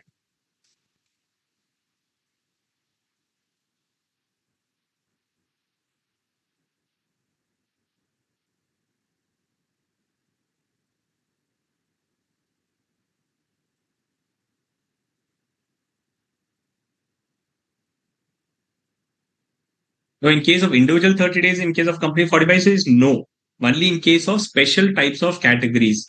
That is, 45 days will apply only to a financial institution, banking company, and insurance company. Other companies other than these three. Which are these three?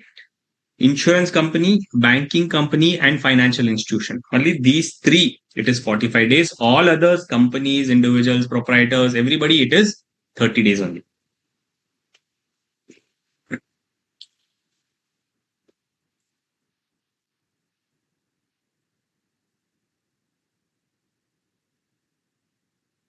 समझ में आ गया ना? That if you raise the invoice within time, good, you will get 30 days from the date of providing the service.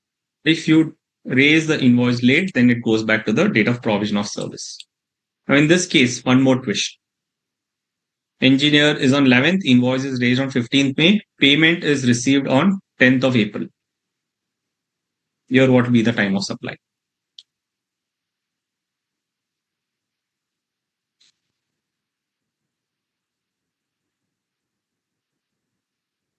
Right. Everyone is right here. Then not 10th May, Baba. How will it be 10th May? 30 days? No. Linga, it will be 10th of April. Yes, 10th of April.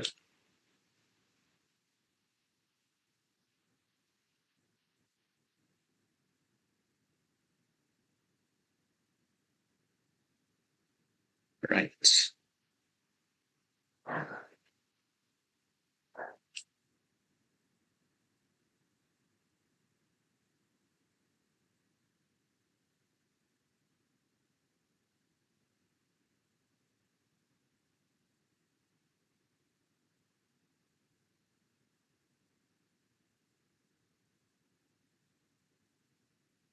Here, everybody's got this right that it is 10th of April. ठीक है. So very easy to understand. Time of supply for services, whichever is earlier. Now, what is receipt of payment? When we say receipt of payment, what do you mean? 30 days, 40 days. Navneet, simply understand that normally for everybody it is 30 days only. So if you see here, we have said that issue of invoice, if the invoice is issued within 30 days for regularly everybody, but if it's a banking company, जो banks करते हैं ना, banks can issue the invoice within 45 days.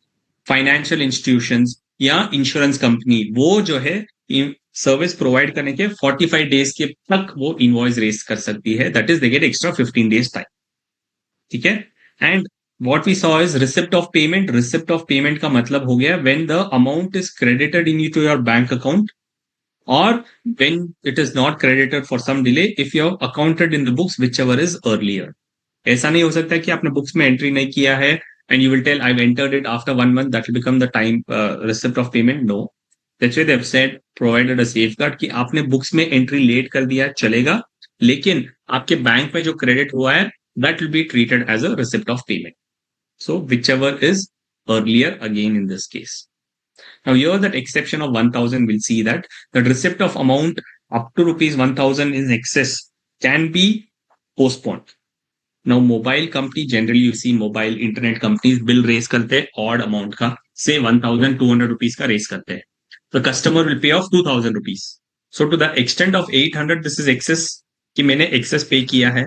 Now this is a advance to the insurance company, advance to the telecom company. So should they pay GST on advance on this? That is where this exception comes in, saying that okay, up to 1000 rupees अगर आपके पास advance आया है, there it's an exception. You don't have to pay on receipt basis. You can pay on the actual billing basis. That's an option to you.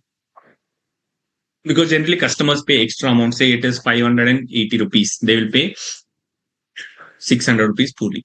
So that extra differential what is there and sitting with them, that ideally they should pay on receipt basis. But the government has given a relaxation that agar up to 1000 rupees excess आपके पास है, then you can decide whether to pay on receipt basis or on the billing basis.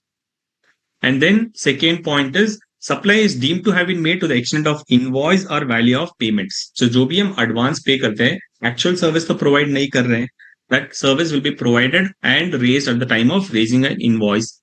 But to the extent of advance received, it will be treated as to that extent you have provided the service. ठीक है.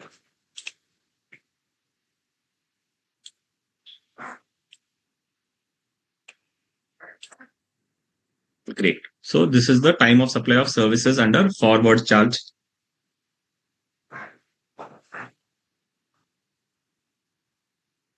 What is the time limit for issuance of invoice? Rule 7 says the service provider. Okay, that's a separate thing. We'll come to it separately. Time limit for issuance of invoice in case of continuous supply of service. Forward charge we saw, continuous supply of goods we saw, now continuous supply of services. Where the due date is ascertainable from the contract, then the invoice shall be issued before the due date, saying that in case of goods, there is some movements, but in case of services, there's a contract. And in the contract, it is mentioned that invoice shall be issued on before some due date of payment. Okay. And the payment term is say monthly. So if it is decided in the contract that invoice should be raised before the date of payment, then the date of payment is the time of supply. Where the due date is not ascertainable and the invoice shall be issued before or at the time when the supplier receives the payment. So if the time is mentioned in the contract, go by the contract. If it is not mentioned in the contract, go by the payment date. Before the payment is received, you have to raise the invoice. Third is where the payment is linked to completion of an event. Agar kuch event basis hai, suppose you buy an apartment and the payment has to be made by the customer on construction of certain floors. So that's a completion of an event. That's an example, typical good example of how the third criteria would come in. That payment is linked to completion of an event. Then the invoice shall be issued on or before the date of completion of that event. Okay. And where the this is the time of supply for continuous supply of services where the due date is ascertainable of the contract. Then you raise an invoice at that point of time. Where the due date is not ascertainable from the contract, then the invoice shall be issued at the time when the supplier service receives the payment. Okay. And third is where the payment is linked to completion of an event. Then at the invoice shall be issued before the completion of the event. So all of this is whichever is applicable based on the contract terms, what is specified, that will become the time of supply. Right? And the third criteria is where the supply of service ceases. अगर हमने supply of service का contract था और service खत्म कर दिया है, then the invoice shall be issued at the time when the supply ceases, and such invoice shall be issued to the extent of supply made before such cessation. जैसे part of the service हमने खत्म कर दिया है, for the part of the service, what invoice you will raise, that is the time of supply. Because you don't have to wait for the month end for it, right? Or you don't have to wait for 30 days because service तो in between he stop हो गया है. So there the 30 days criteria will not come. As and when the service is terminated, खत्म हो गया, that will be the time of supply. Sir अगर एक contractor 4 महीने से काम कर रहा है और बीच बीच में पैसे ले रहा है in the ratio of work completion, so what is the time of supply in the ratio of completion, right? So that is the completion of an event. So as and when the event is getting completed, he will raise the invoice and that will be the time of supply.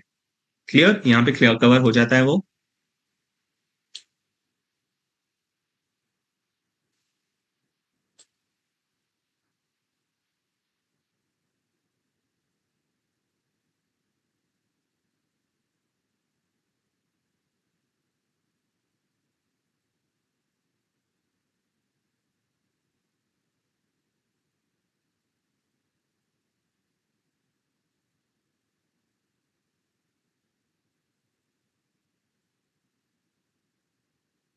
ठीक है, यहां तक समझ में आ गया हमको.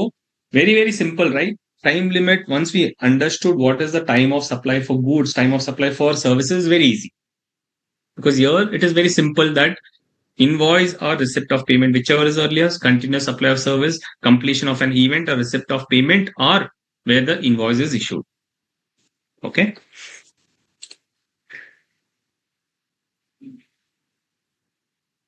A lot of animation my students have done. I have a few juniors here. I've told them to make a good presentation. Otherwise, it was very dry presentation. So I've told them made it good, and they made it like really very colorful and very very innovative.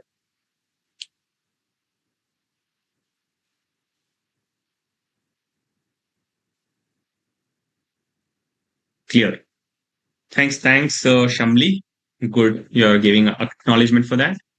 Time of supply of services under reverse charge. Reverse charge हमने goods में भी देखा है, services में reverse charge हमने detail में पढ़ा है, notification number 12, that when is reverse charge payable. Now what is the time of supply of services under reverse charge? Will do a comparison between goods and services ताकि हम समझ के याद कर सके. Time of supply for goods we know that, right? Reverse charge basis, time of supply is earliest of the following: date of payment or the date immediately following 60 days, whichever is earlier. अरे ये तो मैंने slide से through बता दूंगा. RCM for goods is receipt of the goods or date of payment or 30 days from the date of issue of invoice, right? That is for goods. Now for services, is there any criteria for receipt of goods? नहीं है. So there is no equivalent criteria for here for services. For services, there'll be only two criteria then: date of payment or normal cases में forward charge में 30 days था, तो reverse charge में 60 days. So it is for services will be date of payment or 60 days from the issue of invoice, whichever is earlier. For goods, three criteria: receipt of goods, date of payment or 30 days from the issue of invoice, whichever is earlier. For services, date of payment or 60 days from the issue of invoice, whichever is earlier. If it is not ascertainable from these two criteria, then the date of recording the supply. Okay, that is in case of reverse charge for services and reverse charge for goods. Now it will be easy to understand and easy to recollect also. Goods के case में 30 days, services के case में 60 days for reverse charge. And if it is not identifiable, then the date of recording the supply. And in case of AE, what is AE? associated enterprises where the supplier is located outside India and the date of recording the supply in recipient's book or the date of payment, whichever is relevant. इसका मतलब क्या है? I'll make you understand here with the diagram. This is an associated enterprises. मतलब two companies are there who's having a subsidiary or any kind of group company is in outside India, right? Suppose let's take an example of a global company which is setting up in India, Walmart. Walmart is in US and they have a company here in India. Now they have procured some common services in US and they're saying we will supply to India because India, if you take separately, the rates will be very higher. So what you do is I'll take the contract from the vendor, say a software service provider. I will take the software services and we will distribute to you in India ताकि हम billing एक ही bulk में लेके हमारा pricing कम कर सके. So what is Associated Enterprises doing? It has taken the service and transferring it to Indian entity. So supply of service from a associate enterprises located outside India. If it is outside India, tabhi this criteria will apply. Within India, no problem. But if it is outside India to India, then I may not pay them immediately. But then how will the government get to know? That is the reason they've got this criteria. The date of entry of services in books of accounts of the recipient.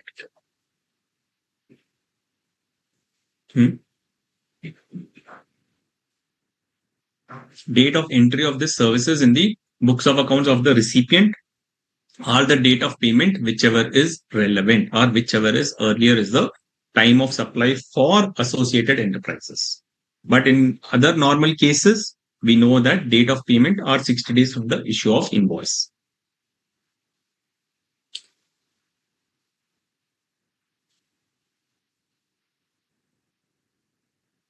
So in exam case study questions given direct or indirect, case study questions are all given directly.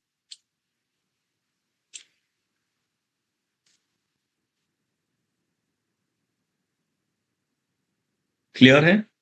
Very few timelines to remember here, so easy to understand.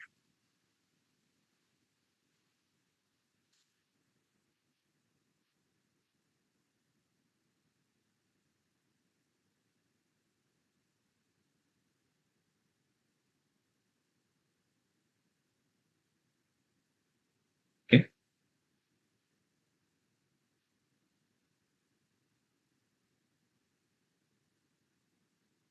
So what is the time of supply for associated enterprises also is done. So time of supply for services is completely covered.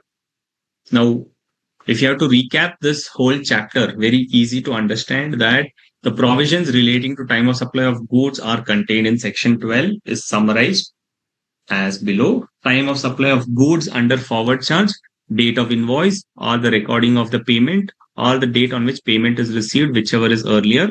However, no GST at the time of receipt of advance for supply of goods. So GST is to be paid on the only one criteria, which is date of issue of invoice or the due date of issuing the invoice under section 31.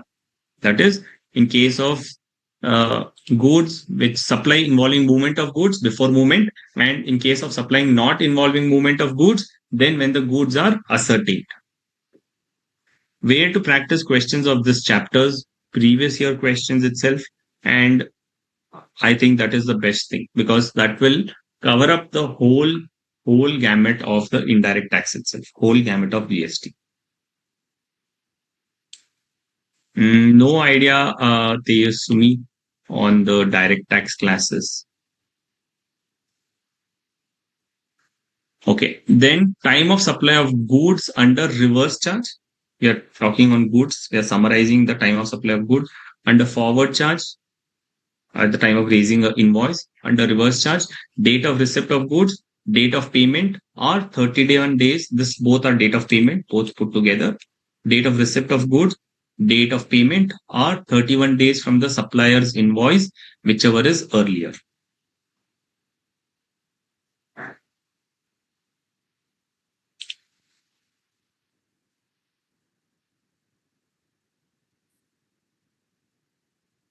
This also affects the financial statements of the company. Yes, whenever there is a liability, they will have to make a provision. So this will have an effect on the financial statements as well.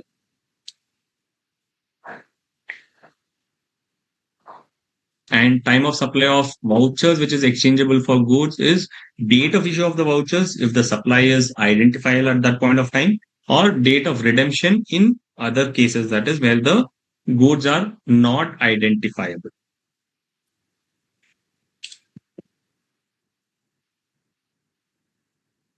Same here in case of services, that time of supply for services is date of issue of invoice, or the date of recording of payment in the books of the supplier, or the date of credit in the bank account, whichever is earlier. Here you have both the criterias: issue of invoice or receipt of payment, whichever is earlier. And time of supply of services under forward charge, when invoice is not issued within time, will go back to date of provision of service. What is the time limit for issuance of invoice? Within 30 days from the date of providing of service. If you have provided the service and issued the invoice on time, date of issue of invoice. If you do not raise the invoice on time, it goes back to provision of service.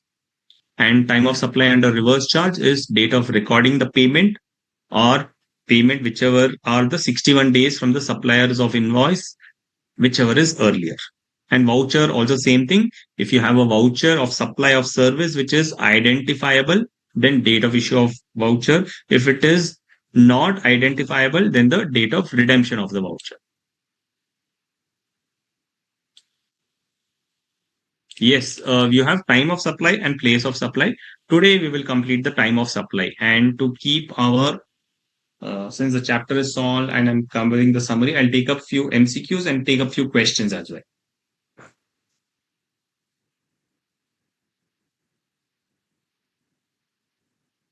The residual cases where it is not able to identify where the periodical return is filed, or in any other case, the date on which payment is made. And in case of additional value, in case of IPL, interest, penalty, or late fees. IPL, time of supply, will be the date on which supplier actually receives such addition in value.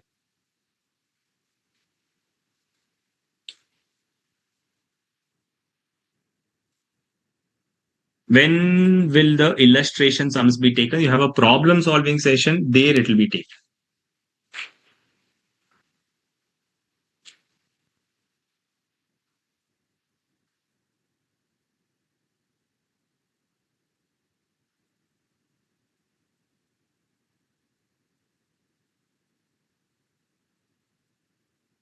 Okay, let's get on to the MCQs to understand how much we have understood, how well we have understood. Yeah, if you can read the question, please.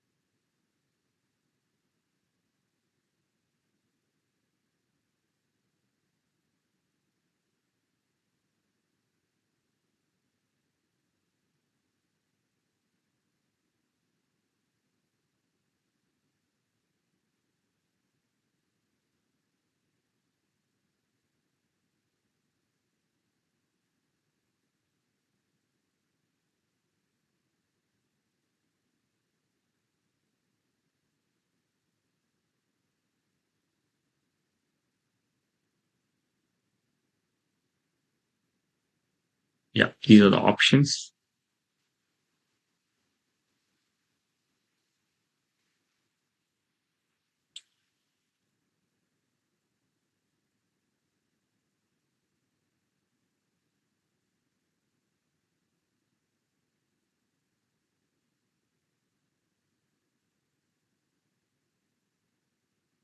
See,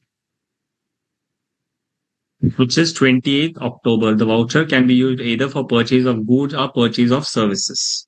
So is it an identifiable voucher or unidentifiable?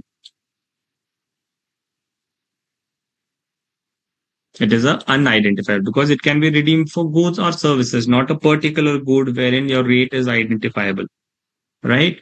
So it is a unidentifiable voucher, and the time of supply in case of unidentifiable voucher is when it is redeemed it. So it is redeemed on 26th June. So time of supply is 26th June.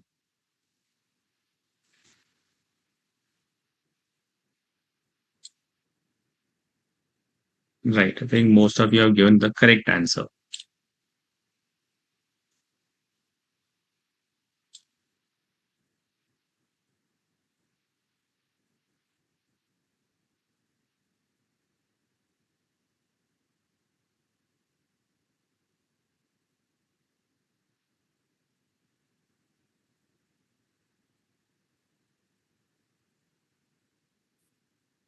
So the following is time of supply in case of supply of goods under reverse charge mechanism.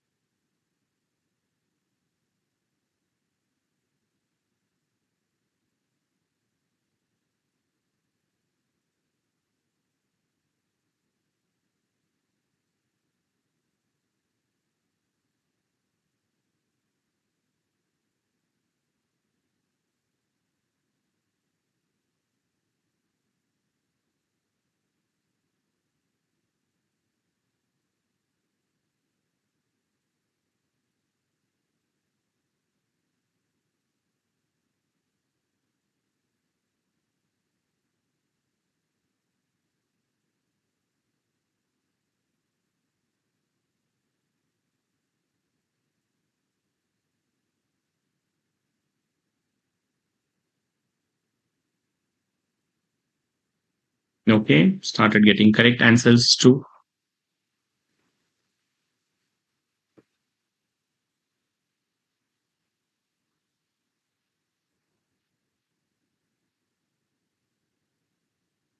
Right. The correct answer is D. Date of receipt of goods or date immediately following 30 days from the date of issue of invoice or the date of payment, whichever is earlier.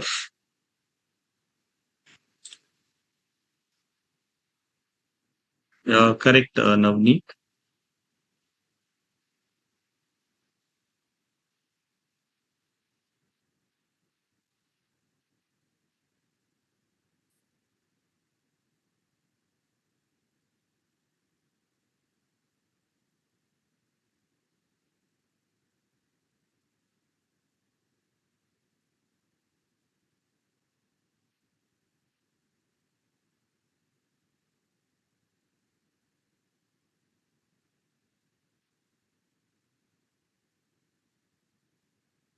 Correct, Miss Nandini, H.P. Swami.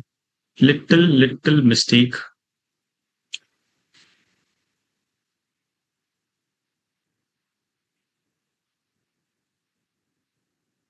No, not right, not right.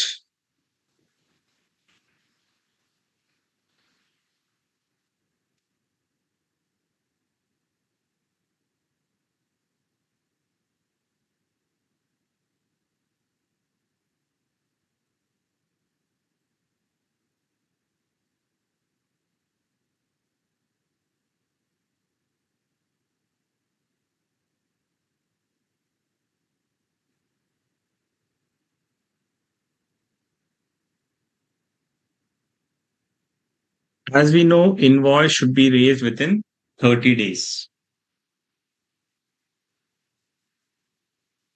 So, provision of service on 29th May. Within 30 days means it should be raised when?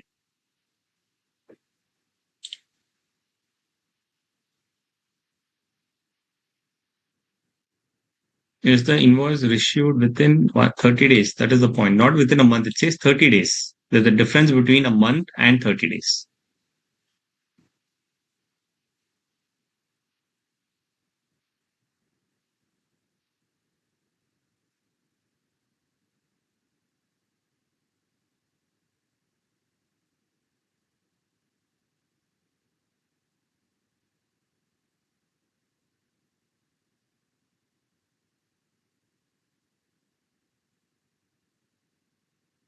Twenty-ninth May, 30th, 31. Okay, because May has 31 days. And out of 30 days, 2 is gone. So 27th.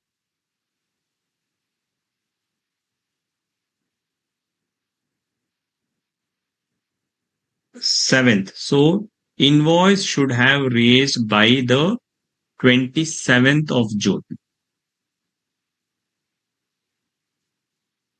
Okay. In this case, invoice is issued on the 28th June,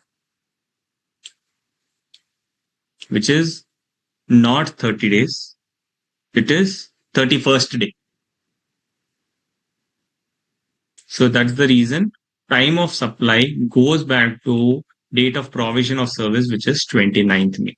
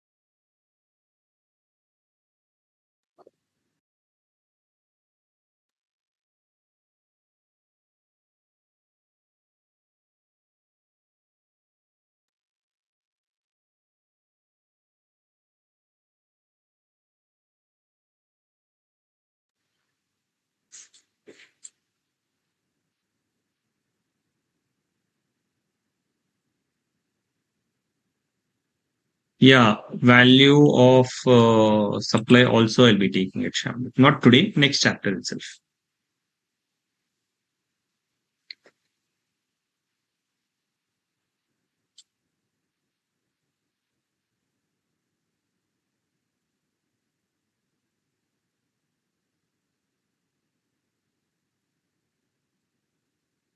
Will have penalty for not raising on time. Indirectly, it will be levied. No interest will be levied because you have not raised the invoice on time. So time of supply के ऊपर आपको interest pay करना पड़ेगा for the delayed invoicing.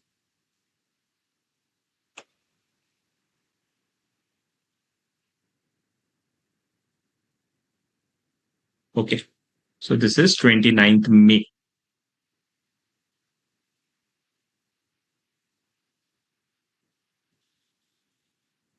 Interest for all 30 days? Yes.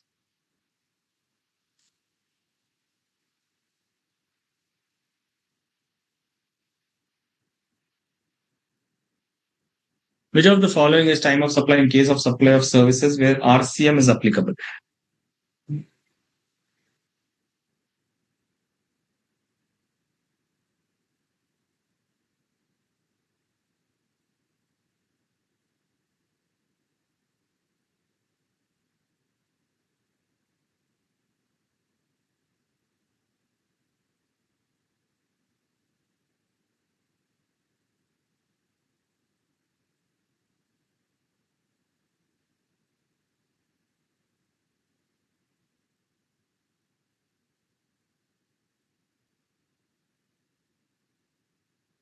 Right. The answer is C.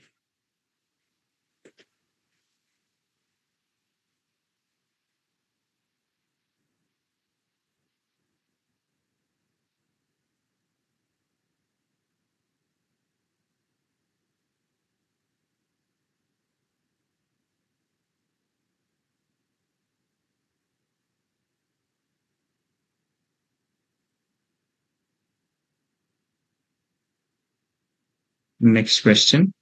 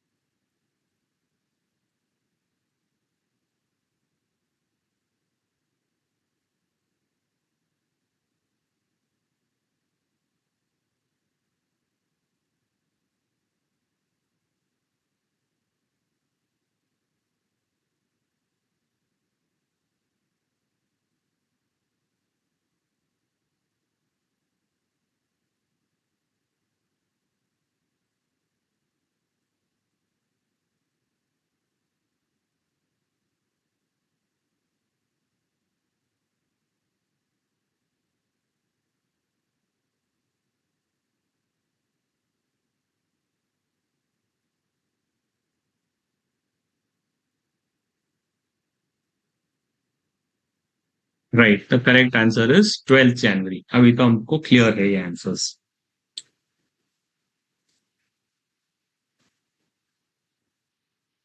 Similar question, I think very easy to comprehend.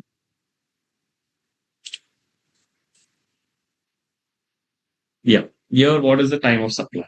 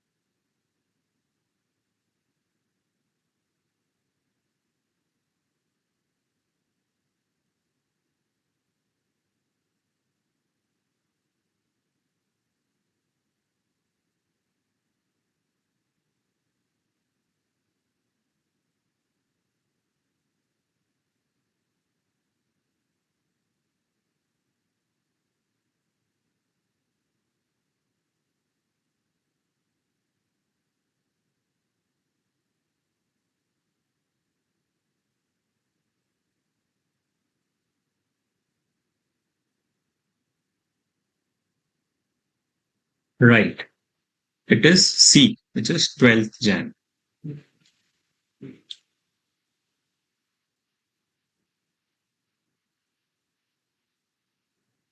Yeah. Determine of time of supply for the following particulars. This is a little tricky, but okay, you can understand this.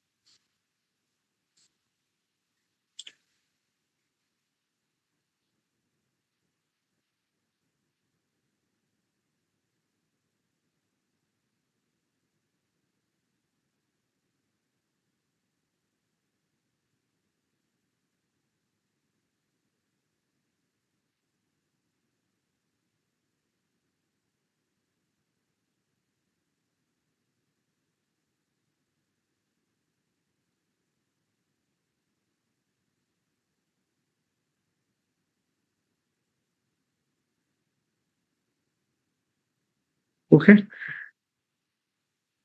The time of supply of service to the extent of rupees 3,000 rupees.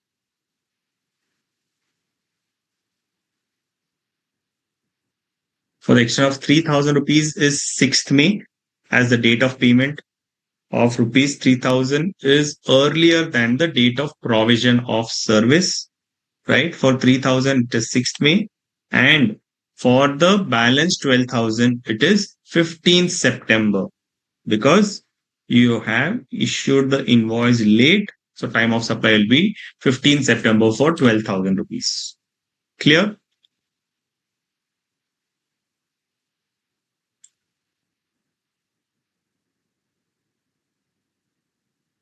Oh my God. Prajapati Namrata is saying 3rd November. No. Are you clear now?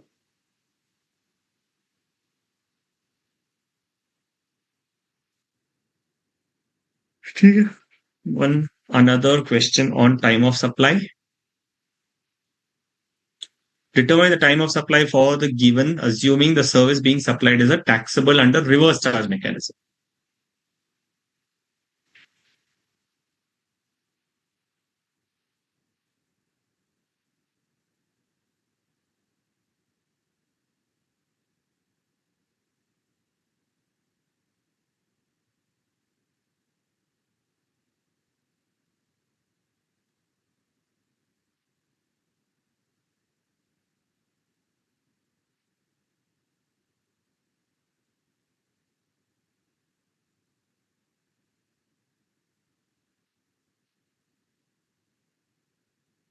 May 4th, right? Here, July 4th will be the time of supply, being the earliest of the two stipulated dates, not 4th May, namely date of payment or date immediately following 60 days. July 4th or 21st August, whichever is earlier.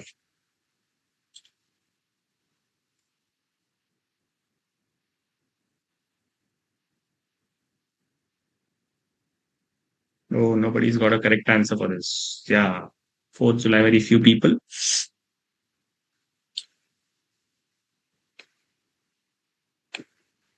Reverse charge mechanism, it says, no? So 60 days from the date of issue of invoice or the actual date of payment, whichever is earlier.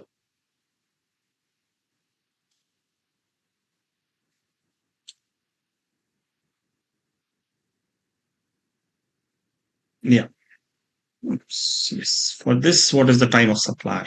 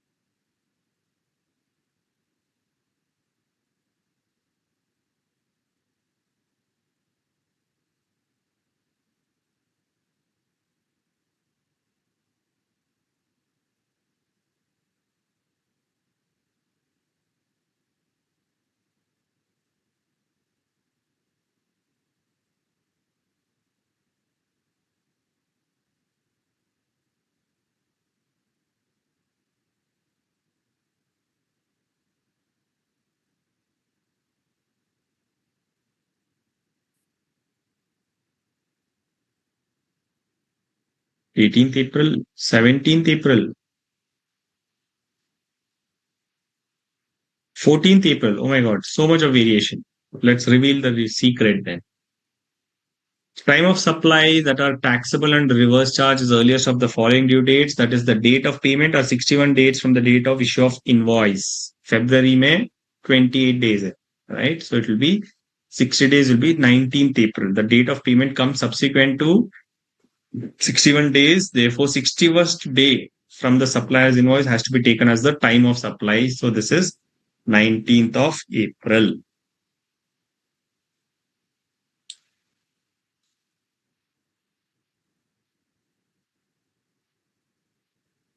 Sixty-first day has to be considered.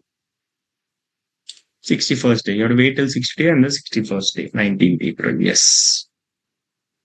Okay. So that brings us to the end of this topic on time of supply. So I think with the examples, lot of clarity. Restaurant service business, what is the difference between FCM and RCM? There's no RCM for restaurant business, Navneet. That is always forward charge. आप hotel में जाते हो, hotel वाला GST charge करता है, आप पे नहीं करते हो, so it is always under forward charge.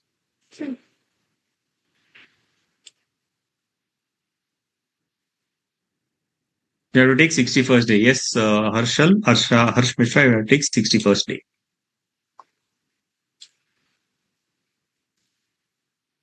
Yes, taxpayer always collects the tax from the customer. Okay?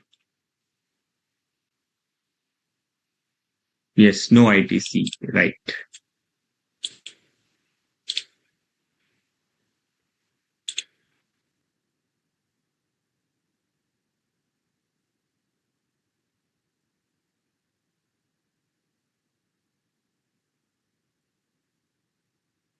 Yes, leap year, Kuldeep. That's why we have calculated 2 days extra. Otherwise, it would have become 17th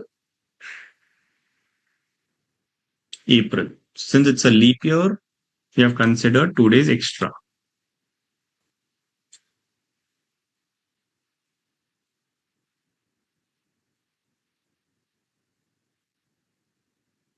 Thank you. Thank you, Shamli.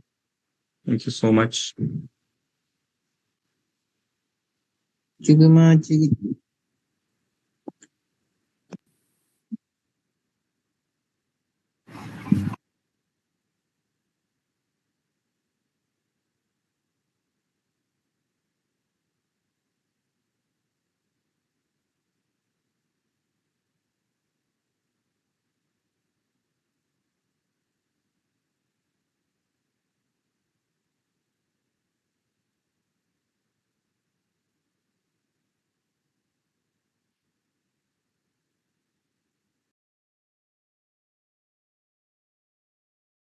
अब अपने से